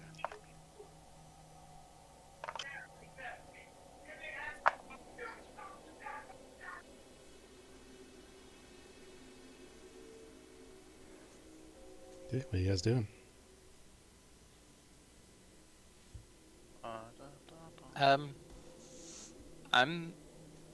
I think I'm waiting for what Munson is further. He was giving me a horn to do some more shenanigans. It's don't a musical instrument, so you can just blow through it and basically sound like you're summoning a horde of people. Like war. And I You So, blow into it as hard as you Munson can. handed Ugbor his horn and said, "Here, blow on this." Got Blow hard. Yeah. and I pull out that harmonica that I got. Ooh. And sing. Okay.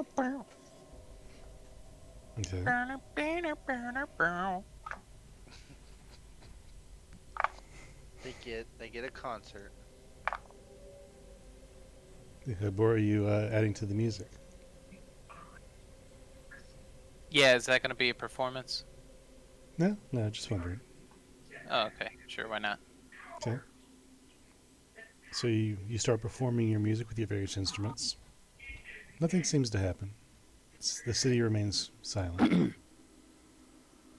Anthony will join in. Ooh, now we're talking. No one knows what it's like to be the Sandman. To be the Sandman with tiny eyes. Plastic eyes. When my fist clenches, punch me before I punch you. With Anthony's addition to the music, nothing changes. The city is silent. You still feel that sense of being watched, but nothing changes. Other than that, it's now quiet. Instead Get of in applause. instead of being watched and talked about, you're being stared at silently. Is what it feels like. Ooh, less creepy. Perfect. If I wind up with bulimia, put your finger down my throat. Oh. Well, no. I would say just. How keep does a walking. robot, how does a robot get bulimia?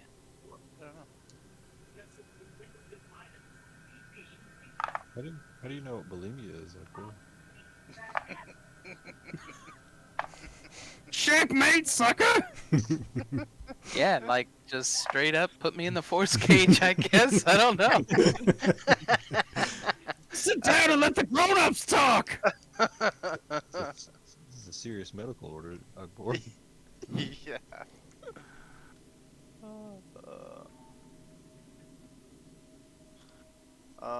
Yeah, I would say let's keep on moving forward. Ugbor, you be in front. Flint, I'd like you in the back.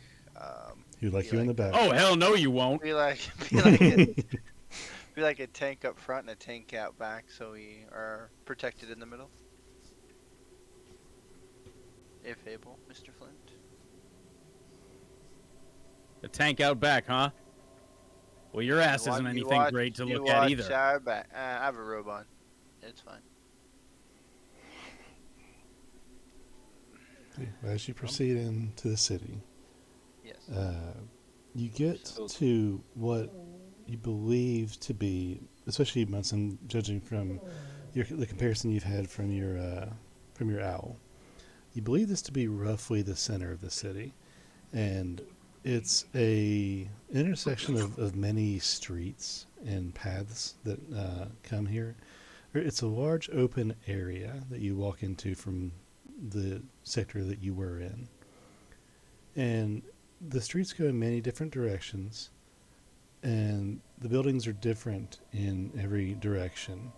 It seems like in the area directly behind you, where, but like you came into this area from basically 7 o'clock, and to the 6 o'clock position and 12, it looks to be normal housing.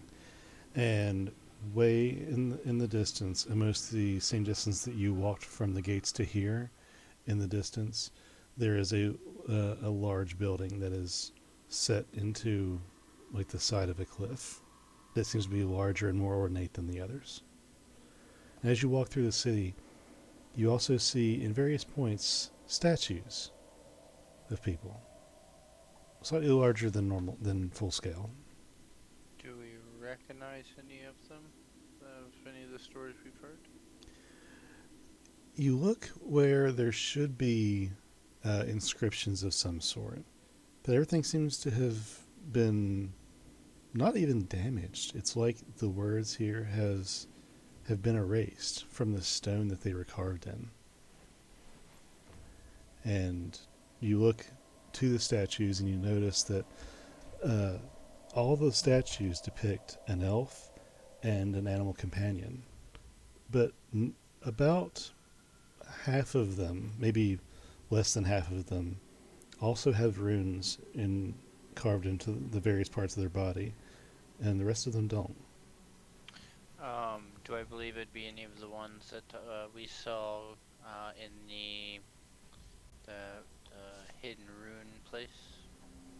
Does any of them match like the fox and Neum or?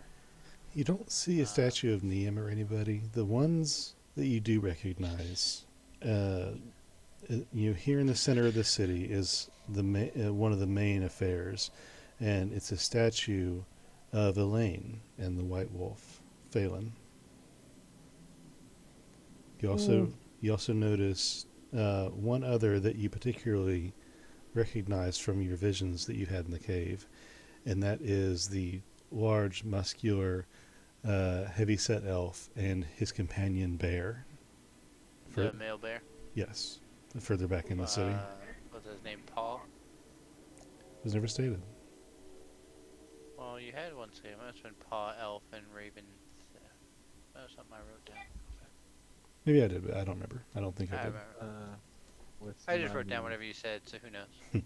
Said it looks like his great grandma went to bed with a chimpanzee. So yeah, I think this is the fallen city of Phelan. And Ugbor, something that strikes your memory that you would have caught in particular, based on what Neum said and the histories that you were briefly told and things, that's probably the Bear King that defended the elves' territory from the orcs however long ago. Ah, that's right. Yeah.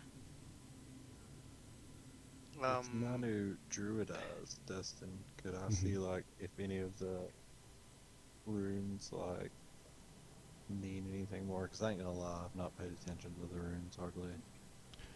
The runes seem like they're the same design and type of the ones that you have studied in the book back in Cliffcrag.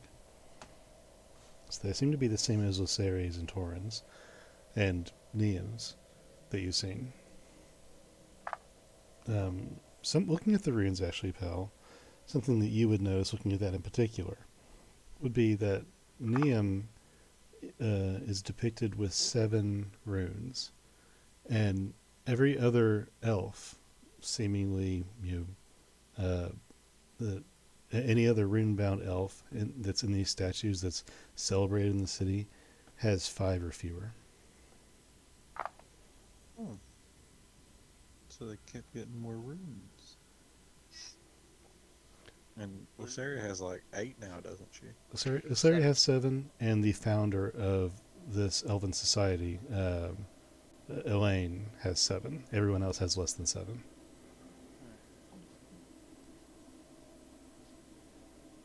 She has big glyph energy. Big, big split. Hey, Pale, are you able to talk to Lasari still? Pretty sure I can. You could. I know it's kind of weird doing this, but you could send her a message informing her we believe we found this city of her ancestries. And see if she responds with anything. I know that she has the necklace with Neum in it right now, so I mean it could trigger something on their end. I will cast sending to this area. Be like, hey, we found your, I think one of the city of your ancestors. What was the name of the fucking city again? I'm not saying that in the message. Philadelphia. Philadelphia. I was born and raised. It's in chat. It's Calatir. I thought that was the Oh, horse place. It's the Calatir Equestrium, but I think Calatir is the name of the place. Khaled is, well, I did a Google search, and Khaled is Scottish for landing place or entryway. Tree for horses. For horses. Perfect, I like it. But didn't we see it on the map a second ago? Sure did. Yes. I think I'm drunk. I can't remember 5 seconds ago. I What's didn't the write name? it down, honestly.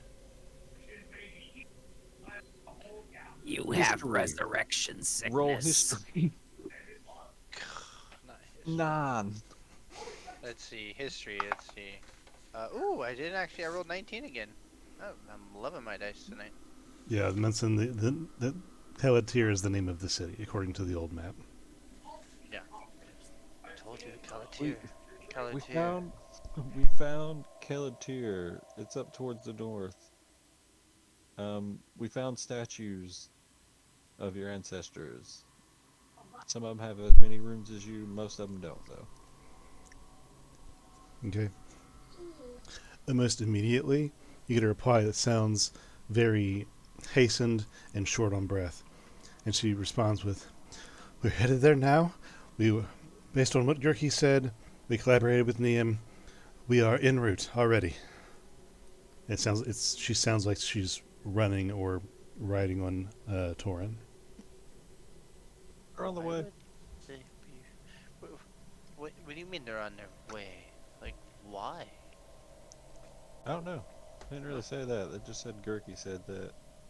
Told them about where we were, and Neum confirmed it, so they're on their way. Like, whether they're on their way right now, or does it sound like they're already on their way? Oh, they're already on their way. Like, they were very What the haggard. heck is going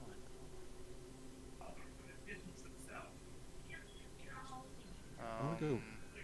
I gotta pee behind this building real quick. I'll be right I back. think maybe we made a boo-boo. Well, how by saying the name, or by making noise, or by pulling down a damn door?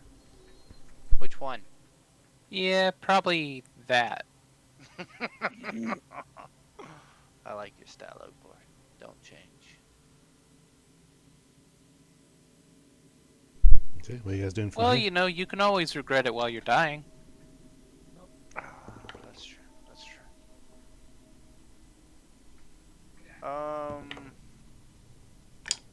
Let's see if they're coming this direction.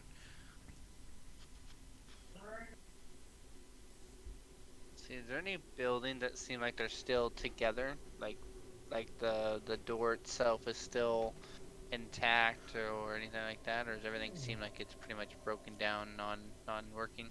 The building that seems the most intact is the biggest building towards the back of the city. It's has its own disrepair in certain areas, but the doors, excuse me, the doors on that one that you can see from this distance are large but still closed, and most of the building is intact. Some of the windows seem broken, but compared to everything else around here, it's held up the best. Oh man, new bladders, am I right? Mm-hmm.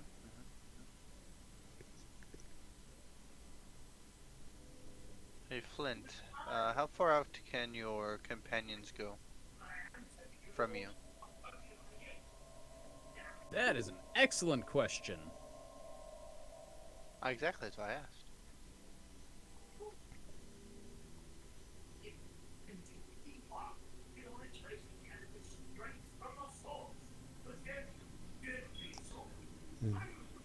Vorik, you, while your friends are discussing which way to go and Doesn't say. figuring out, you Let me you look. looked the direction towards the large building, and at the entrance to the path that leads that direction, you see a small figure of a child just fade into existence, still very transparent blue, but look at you guys from about 100 feet away, and then just turn and start walking down that path before separating again.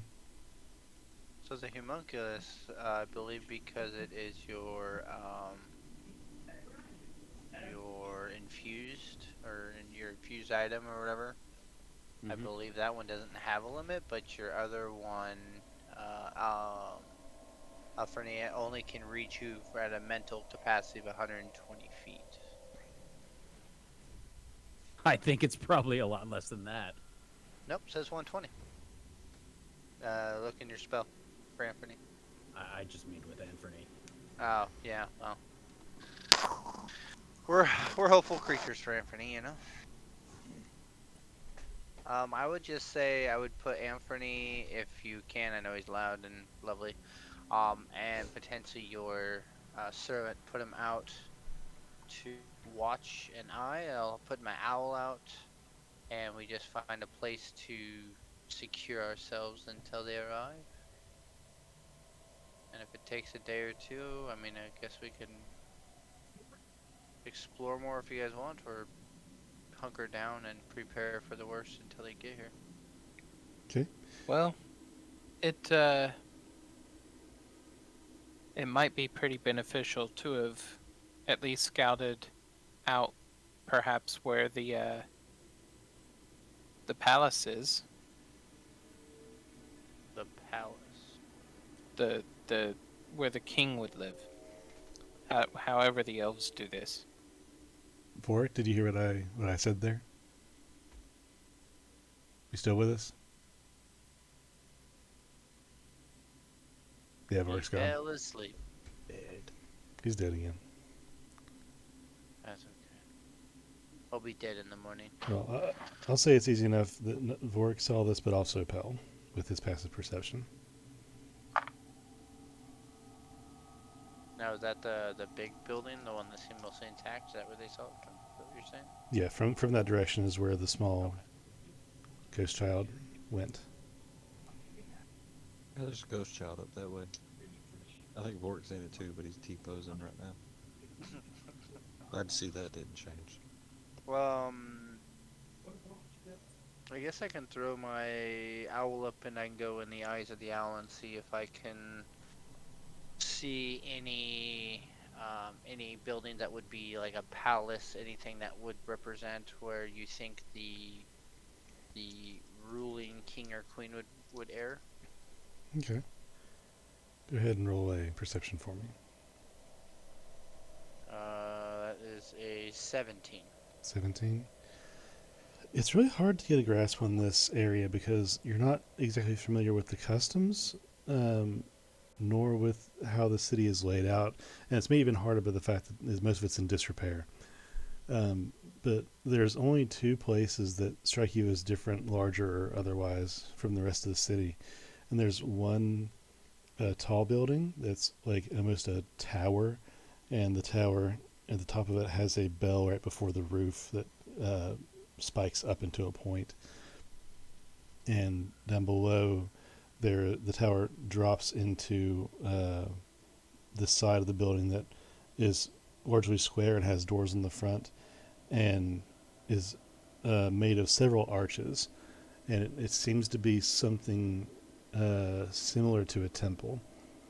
And the other large building is the one in the back center of the city that's laid into uh, the the cliff side, and that's it kind of gives off this air of like a several layered building that has a courtyard built on, on top of it, like kind of off to the side of it, and then it wraps around the front with a grandiose arching pathway that leads into the building before the doors. I would go with option 2, probably. How far from our distant or our location do I think it might be? From where you're at, it looks like it's probably 200 feet. This looks like Any other one? The other one's probably about 120 feet. So they're both pretty close to where we're at right now. Yep, but they're in opposite directions. Like the one laid into the cliffside is about 12 o'clock from where you're at. The other building is about 4 o'clock, going in a different direction. I say the one with the courthouse might be what you're talking about, Ukbor. I don't think the other one seems like maybe a holy temple of some sort with a big bell, maybe a church or something. About 200 feet north, right there. And I point at it. I would like to look towards the temple place and see if I could like determine who they worshipped. Sure. You can't see it from where you're at. Munson saw it from his owl. It's kind of like behind a block.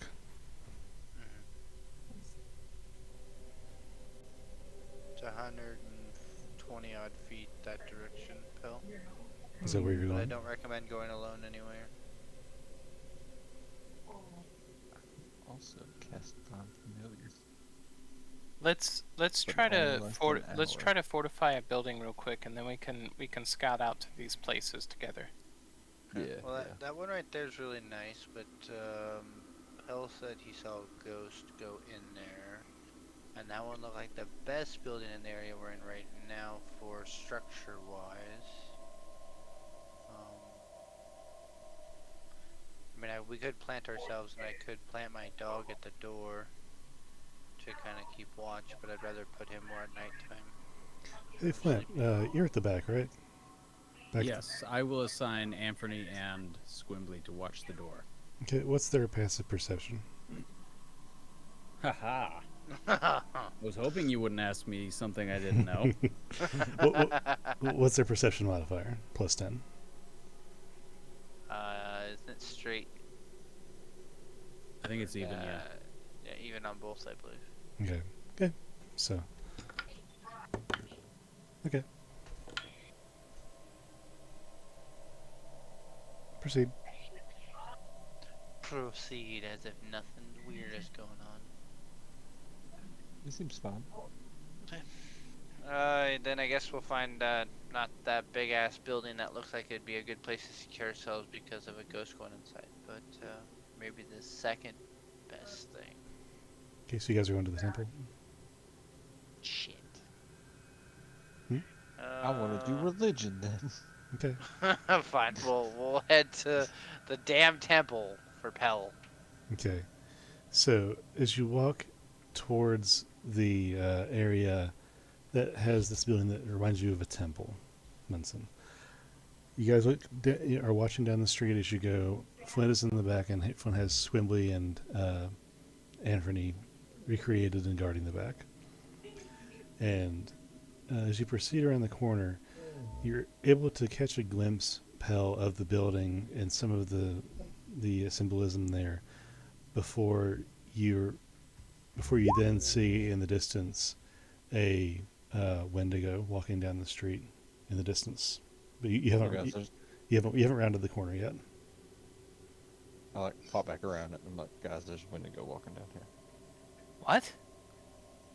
There's- My bird didn't see the Wendigo? Interesting. Are you sure you're not seeing things, Pell? No, I seen him for like a second. I don't think he noticed us, but was he like walking towards us? He was walking down the street, like Walking down from the street. coming in your general direction, but not beelining towards you, and walking at a casual pace. Ugbor, I think you can take him. Yeah, how big did he look? I know you only saw him for a second, but I mean, I don't think he looked as big as those ones we seen, but he pretty stock average Wendigo. I pat Ugbor on the shoulder. Show him who's the leader is. Good luck. He's not expecting it, so we can totally just hide out here for like a second. Okay, are you gonna try and maybe peek around the corner to see what's going on with him or anything? yeah, I think so. But I'm gonna try to be sneaky about it. Okay. Can I fly my owl above and see if he can kind of, in higher ups, just kind of watch where he goes as well while he's doing that from below? Sure. Ugbor, go ahead and roll stealth for me, and Munson, you can have your owl make one more round about the city and roll me another perception check. That'll only be a 14. 14. Okay. I'm gonna roll back for a second, and Pell, looking what you gathered briefly from the building before you decide to pull back, it looked like a druidic temple. Like there was some symbols of gods that you saw at the temple in Rowanwood, but the exact ones you missed because you pulled back so fast. Now, Ugbor, roll 21 stealth. So, as you peek around the corner, you peek down towards the ground a little bit. Like you lower your body and then peek around so it's not quite so obvious. And as you round your head, you see that the Wendigo is turned to walk like it's heading towards this alley that you guys are currently in, but still walking at a casual pace. But besides this one, who's not looking directly at you, just walking in this general direction, like just towards this alley. Behind this one, you see in the distance another come out of a side building and begin down the street. And there's one more that comes out of the temple, another down a side street, and they're all heading this direction. Ugbor pops back around from the corner, and he looks at the guys. We have to hide right now. They're coming this way. There's more than one. There's like a pack of them at least.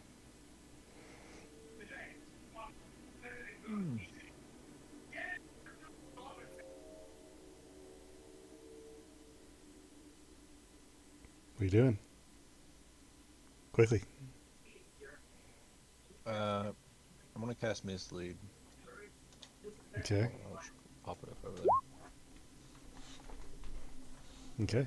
And I'll have my double just run down the street, like towards them, but then like it'll turn and just start running a different way. Okay.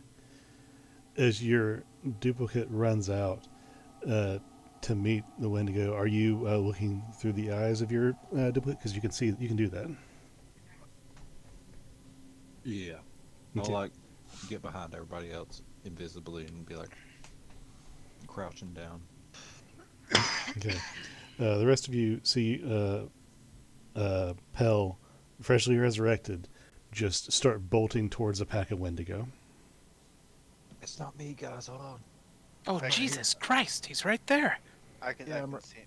He's invisible, but I can see him. He's just right here. Then Pel's duplicate runs out into the street amongst Wendigo, who all turn their heads to look at you. And your duplicate turns and runs down the street full sprint, like full tilt. And the Wendigo don't change their pace. They watch you, but they don't chase you. They don't attack you. You even brush up close to one, like within striking range, and they don't move against you. What does he see about their number? As he runs down the street, that's a very good question. As he runs down the street, he sees not only the ones that are walking, we'll say basically southward towards you guys, like southwest direction towards where you guys are. He turns right, which would face his duplicate running south almost, and from the south he sees a street full of Wendigo and more pouring out of buildings, like very slowly, but looking down, casual number 25, 30 Wendigo just casually walking out of buildings and then down the street towards your direction, as the other ones are also walking towards your directions from the other way. Oh, guys, there's a lot. I see like 20, 30, somewhere around there. Besides the one coming towards us. 30 Oh, no. Wendigos? Oh, that's not good. We gotta go. They're probably moving towards the stables, but we gotta go in the opposite direction. Where's the... let's see from this point up. How high up is that bell from our location? The Would I bell, give or take? the bell bell top of the at the temple? top, yeah, the bell at the top of the temple. It's probably 7,500 feet up. You don't know where, how the bell works, how it functions. There's, from your visual, there's it's an enclosed space. You can't see inside of the tower. But the bird wouldn't be able to see anything, like if there's a ledge up there or anything visually. No, there's a bell inside of windows. From what you saw, you didn't see any kind of ledge or balcony or anything. I want to find anything that's a high point per se, and then I would like to get our team up there instead of being ambushed or cornered by these indigos. Okay. There are several places in the city with high building tops. You can take your pick basically from any of them. There's several roofs that have been caved in a little bit, or several peaks that have relatively flat spaces that you can kind of land on if you were to teleport there in some way. Okay. I would like to find one that's anywhere from 200 to 300 feet away from this, up high, and then I would like to cast Arcane Gate, or at least attempt it. Mm-hmm. And basically open a portal for us to go up and through, and then I'll close it after all of us go through it. Okay. So I believe I that's... have to attempt it first. Yeah, you have to attempt that. So go ahead and roll for the attempt. Yeah, I'm fine. That was a 19. Okay.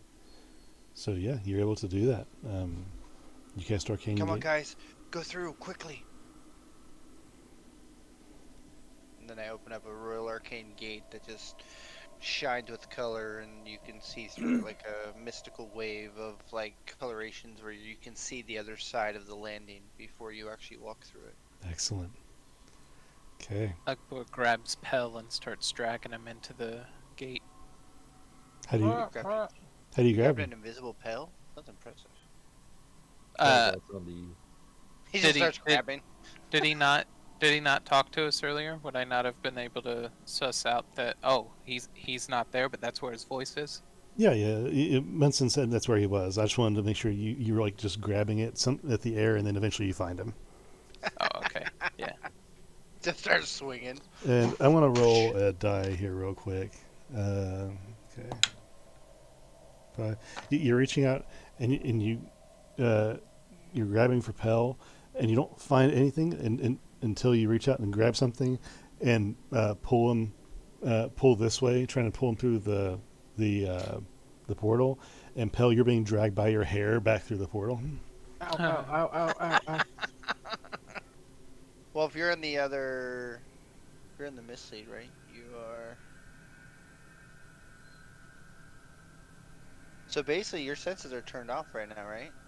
Well, I'm just... You're blinded and deafened. Mhm. Okay, gotcha. Okay.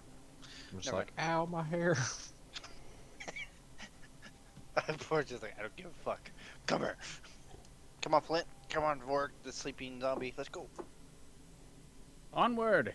Okay, and all of you guys walk through the portal, and once Anthony and Squimbly go through it, Anthony looks back to see a Wendigo around the corner and look at you guys through, as you close the portal up, and where you end up is a building, 3 or 4 buildings down, and about 50 feet up in the air. There's a small little balcony that Munson captured, and he just pointed there and summoned the portal, and you're now up in this balcony. That's the backside of the balcony is like caved off. Like if you where the balcony comes from the building, there's a door where it should be, but one of the doors has fallen off, and you look through, and the landing from the inside, the room has caved in, and it just falls straight down to the floor.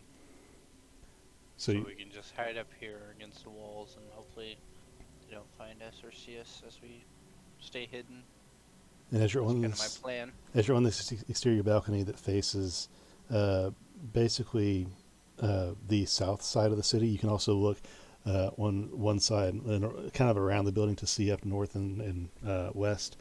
And looking from where you are high up on this block, you see that there are little bits of movement from the south, moving all the way up around towards the west, and they're like closing off the back side of the gate where you came from. You What guys did got a we minute? walk into? Yeah, what's up?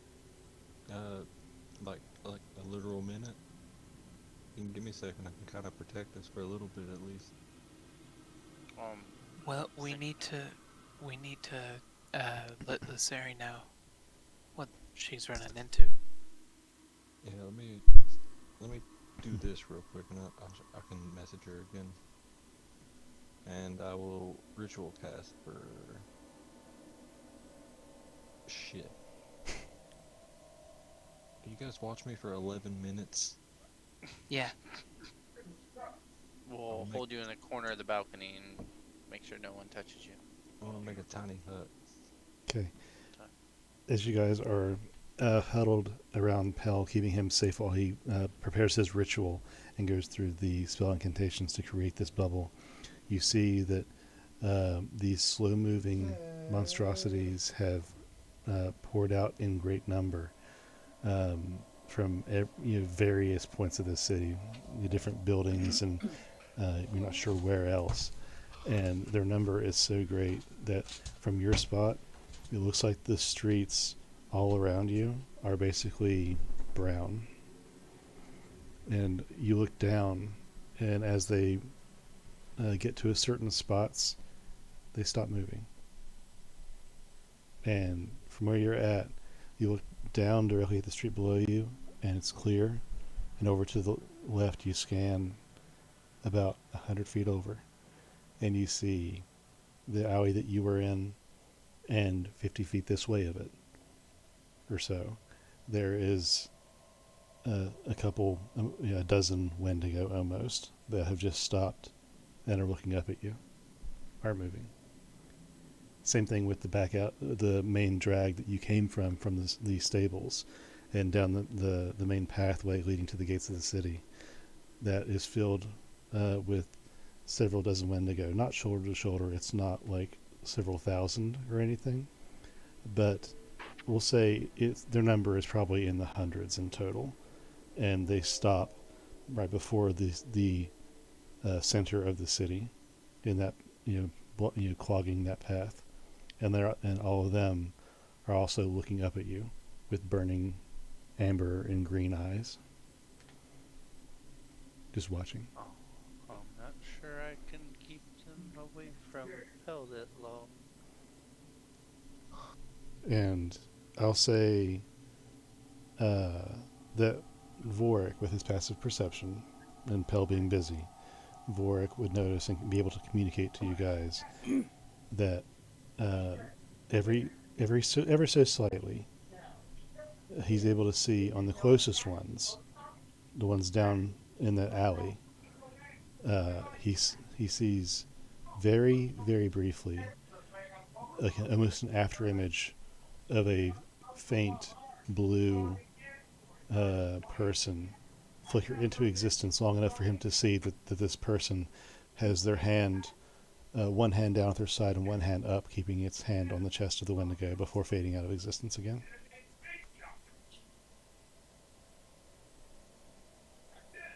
Making a dome for all my friends. Gonna make a dome so we don't get killed. And as Warwick sees this ghost, who looks like it's holding back the Wendigo in some way, Munson's Pell's bubble just poofs into existence and expands around you. Alright, we should be good in here for about 8 hours. You realize the whole time you were casting spells, they all stopped and stared at us. Look, over the edge while we're in your bubble, you can see they're just staring at this balcony like they knew exactly where we went. Oh, fuck, that's weird. Yeah, but look at that down there. What? And I point out the figure that seems to phase in and out of existence every so often, holding various Wendigos. And as you pointed out, Ugbor, you see this one, it's very infrequent. And as you're watching for the next pop of it to like accidentally fade into existence, you catch glimpses around, and just as there are many Wendigo, there are ghosts holding back the Wendigo. Every single one. Wendigos made from elf bodies? Maybe it's their spirit animal. This is fucked. Well, at least 50 feet up. I mean, I can always... I have one more spell slot left for that book. I could always get us higher up, but there's really no purpose. It sounds like they know we're going to be no matter what, so... And curiously enough, the path leading to what you believe to be the castle keep is wide open. I mean, they're all out here, so it kind of makes sense. Oh wow, can I hit the save button? Quick save. Jump off the buildings. But, I mean, we should be good in this bubble. Like, nothing can come in. It's true. I don't know, That may be true, but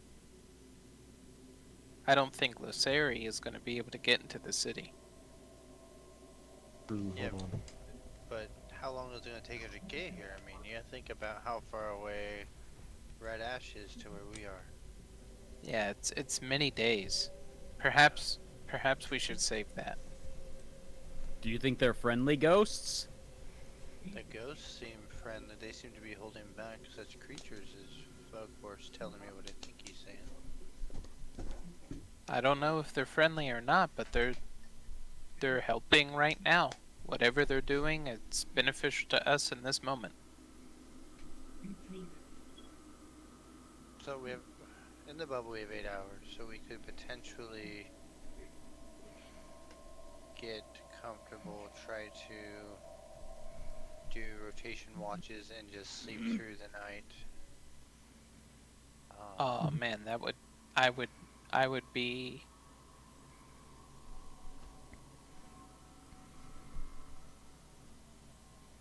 What would you be? That's what I want to know.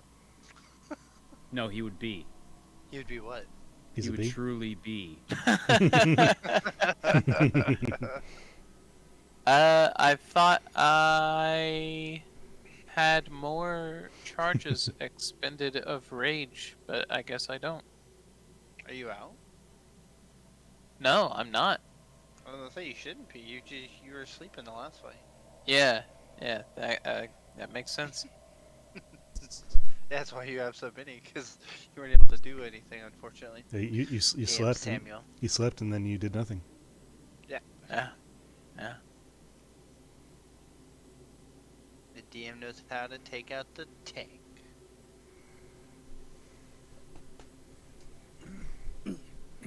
So yeah, I would say let's, I know it's not gonna be easy to sleep tonight with everything watching us, but, I mean, except for Vork. This is pretty good. He can just stand on the balcony and stare down, he'd still be sleeping. Yeah, he's actively watching them while sleeping. Yeah. That's what you Yeah, guys I'd want say to do. let's try it. What's the worst that can happen, right? So, just so we're clear, I would like to. Oh, okay. it is you're roughly a little past noon. It's not clear skies. It's overcast and not bright outside, but it's light. So it's roughly noon now. If you choose to take a long rest now, you're going to wake up in 8 hours and it be dark in a city full of amber-colored eyes. Just so we're clear. Yeah, I got super dark. This suddenly vision. seems like a horrible, horrible idea. I'm not gonna lie. It's Halloween. Gotta celebrate it. Halloween. This is Halloween. Pale would just be like, you guys can, if you wanted to. I mean, I know it's not exactly the There you go, best. Igor, just for you. I know it's not exactly the best time to do it or anything. Yeah. But you guys can still leave the tent Yeah. or the bubble and come back into it. Yeah. I just can't leave it or else it goes away. What if? See, how far away does the from where I just poured us to? How far away does the entrance seem to that open potential castle / elven? Make a survival check to see if you can get the lay of the land from your perspective and where you're at. Shouldn't be too. Remember, I can use too. Dun, dun, dun, dun, dun, dun. You said survival? Mm-hmm. Sure did. That would be a 25. 25. With 25, it's about 50 feet down from where you're at to the ground. And you're looking at how far it is to the castle keep. Is that what you're saying?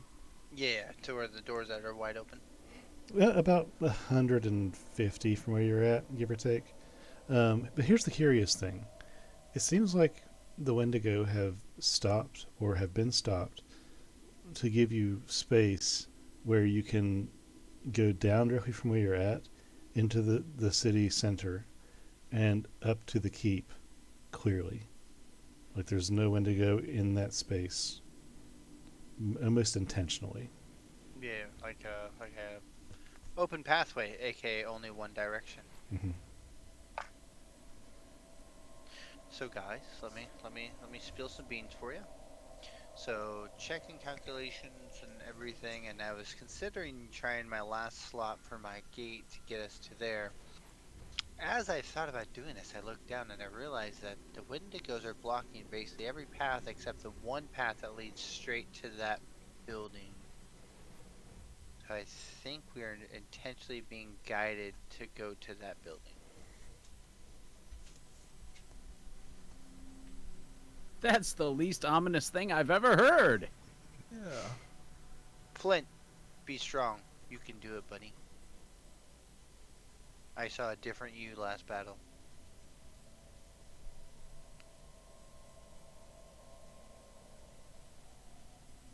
What do you guys say? Obviously, if we stay here for 8 hours, it's gonna get dark, and then these guys are gonna stare at us, and Ugbor's gonna be unsettled and uncomfortable. No. If the party wants to wait and do this in the dark for the shits of it, Yeah. then sure. I'll go ahead and rip up the character sheet.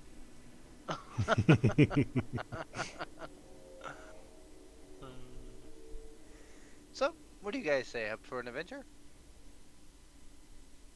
Here a eek, there a eek, everywhere eek, eek. Mama called the doctor and the doctor said, Roxanne.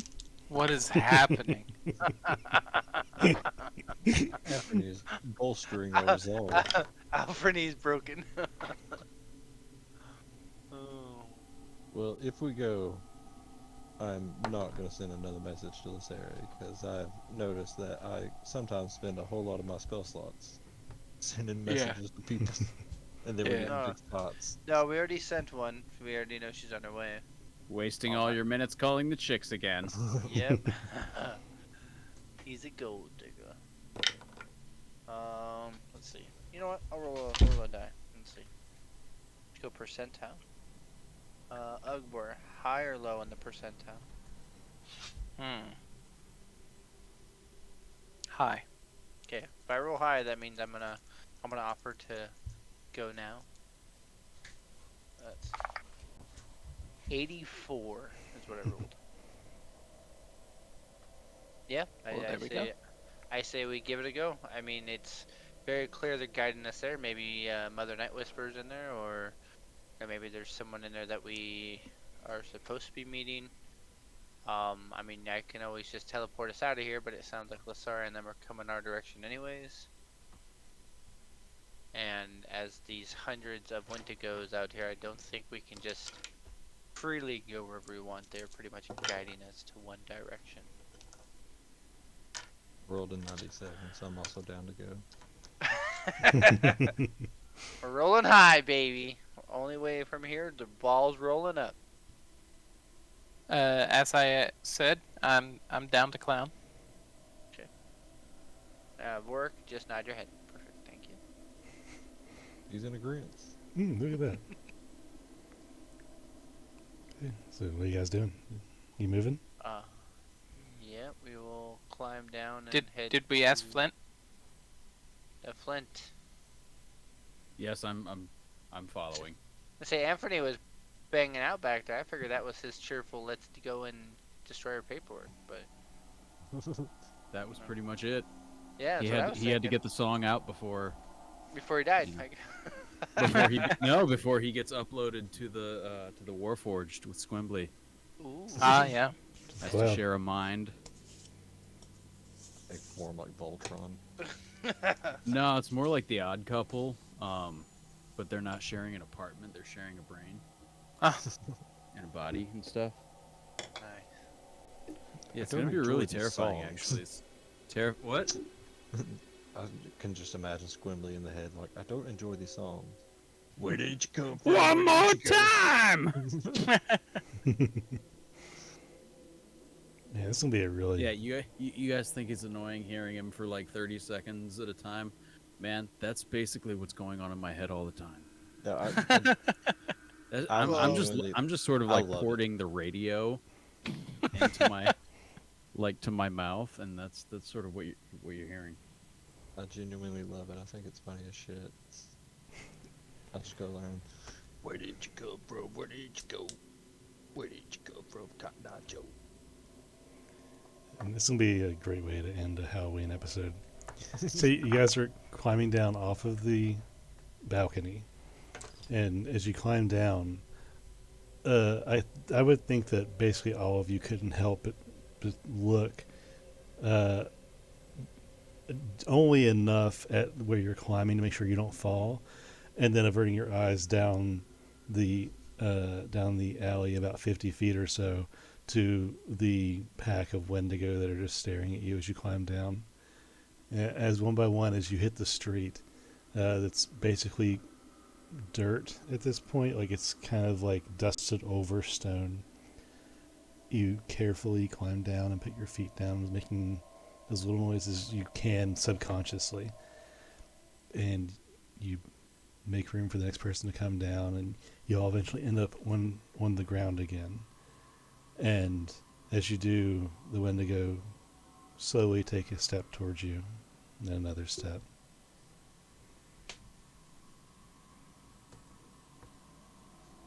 Great. Well, We're fine. Just walk towards the big building, as if we're following the rules. who'd we lose? I think it was just his DM's thingy. Oh, okay. What thing? Your auto. oh, your yeah. Auxiliary. Yeah, that's fine. It'd be fine. Okay. Off we go. As you walk towards the city center down this alley, once you break into the large circle that marks the actual center, the Wendigo approach you and then stop right at the end of the alley and look at you.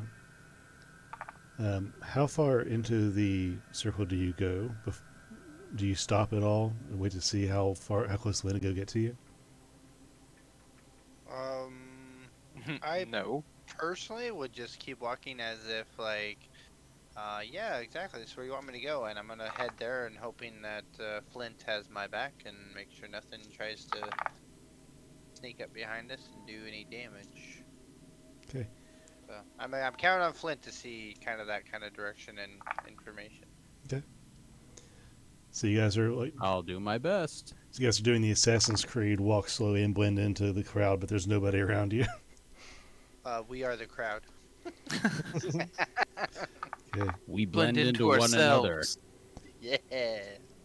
And you, so you are at the center of the city, and every path to you is blocked, at least in part, by monstrosities that look out with these glowing eyes. They look pretty friendly. You know? For once, you can really get a good look at them, as they're not actively trying to hunt you, and you see that their mouths are dripping with drool over matted fur that doesn't coat the entire face. It's almost leathery, and it's just patches here and there. And their teeth are a weird combination of fanged in the front, but humanoid in the rest of the mouth.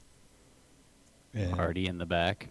Ugbor would have gotten a close look at that when they tried to attack him while he was in the cage, even though it was not invisible because I messed up.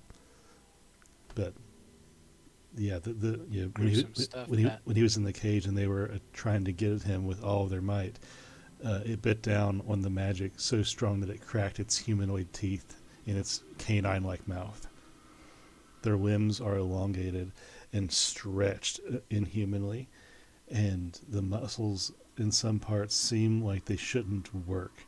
They're so thin and bulky in other places, and their bodies just look like they shouldn't exist naturally in this form. They're hunched in other places, stretched in some others, and with you actually being able to get a good look at them, their breathing is weird, like it's taken in spurts, and then they stop breathing for a second before they breathe again violently, almost gasping for air, and it's just this jerky idleness that they sit at.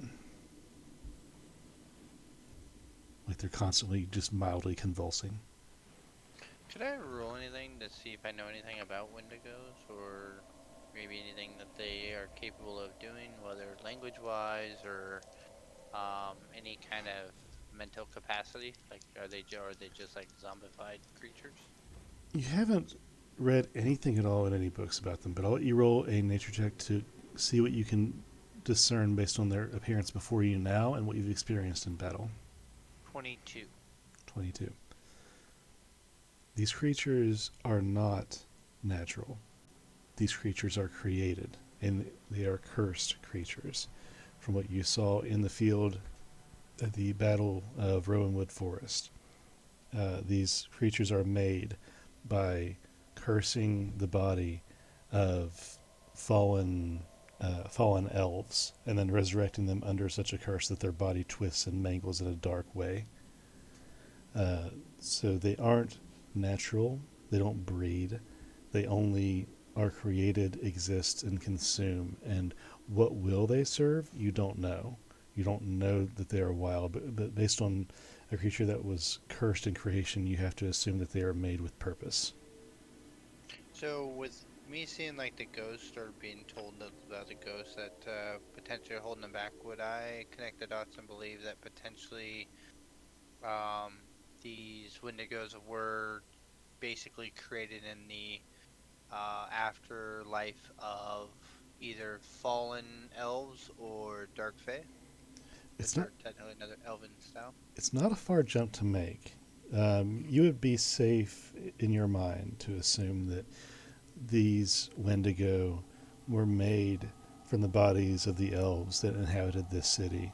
And given the 1-to-1 ratio of these ghosts that still reside here, that still exist for what purpose, you're not sure. Because a lot of elves hold to religious beliefs in one way or another. But instead of going into their afterlife, they have chosen to stay behind, maybe for a given purpose or because of the nature in which they died, but it would be safe to assume that they are here one-to-one with the bodies that they used to inhabit. Okay. Fascinating. If nothing else, maybe they're trying to maintain some control over the curses that belayed them in immortality so that they can maybe lessen the impact of their defeat. Hopefully not to infect or to harm anyone else if they can control it. Well, guys, we want to go through the doors and not stand out here with the beautiful creatures of death. Yeah, I'm about that. Let's go. Yeah, I rather like that idea. Okay. Walking towards... I'll do my Diane boxed into a corner. Thank you very much. As you walk up towards the castle keep, the Wendigo don't move. They don't follow you.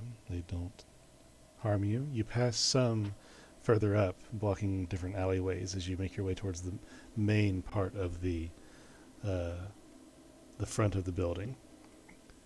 And as you do, you approach the doors, and the doors are thick wood, and it is not locked, but the doors are shut, and the handles are very much intact. They are brass handles, ornate.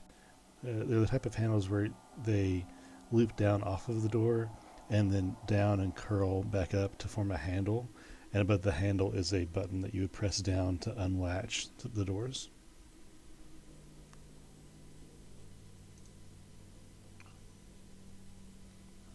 I need Go to ahead, move you guys over. This is roughly the shape of the building and what you see around it.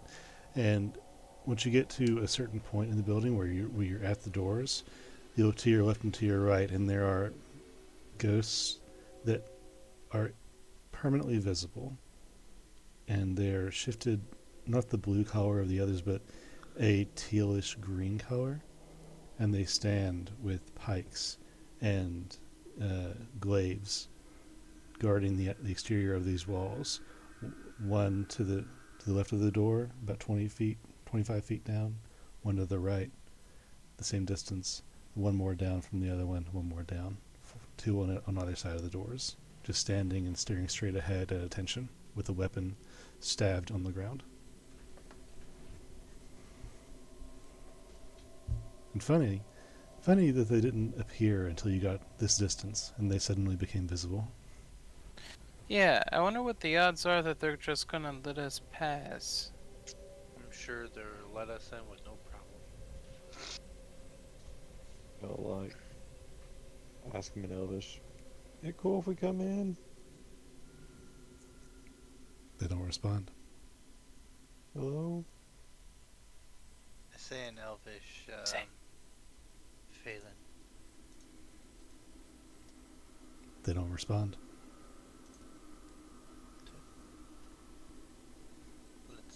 Let's enter. I will try to pull the door handle, see if it clicks, and see if it opens. Okay. You reach for the handle. The door handle. I didn't know where we were. I don't think. I thought there was a path to the door. No, you are standing. You walk the path. You are now at the door, standing like just inset in the building's structure.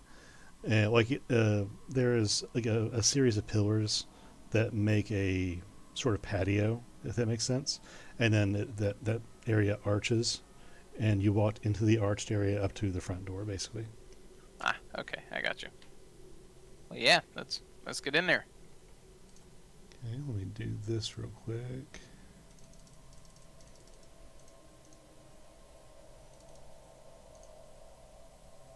Okay, one more.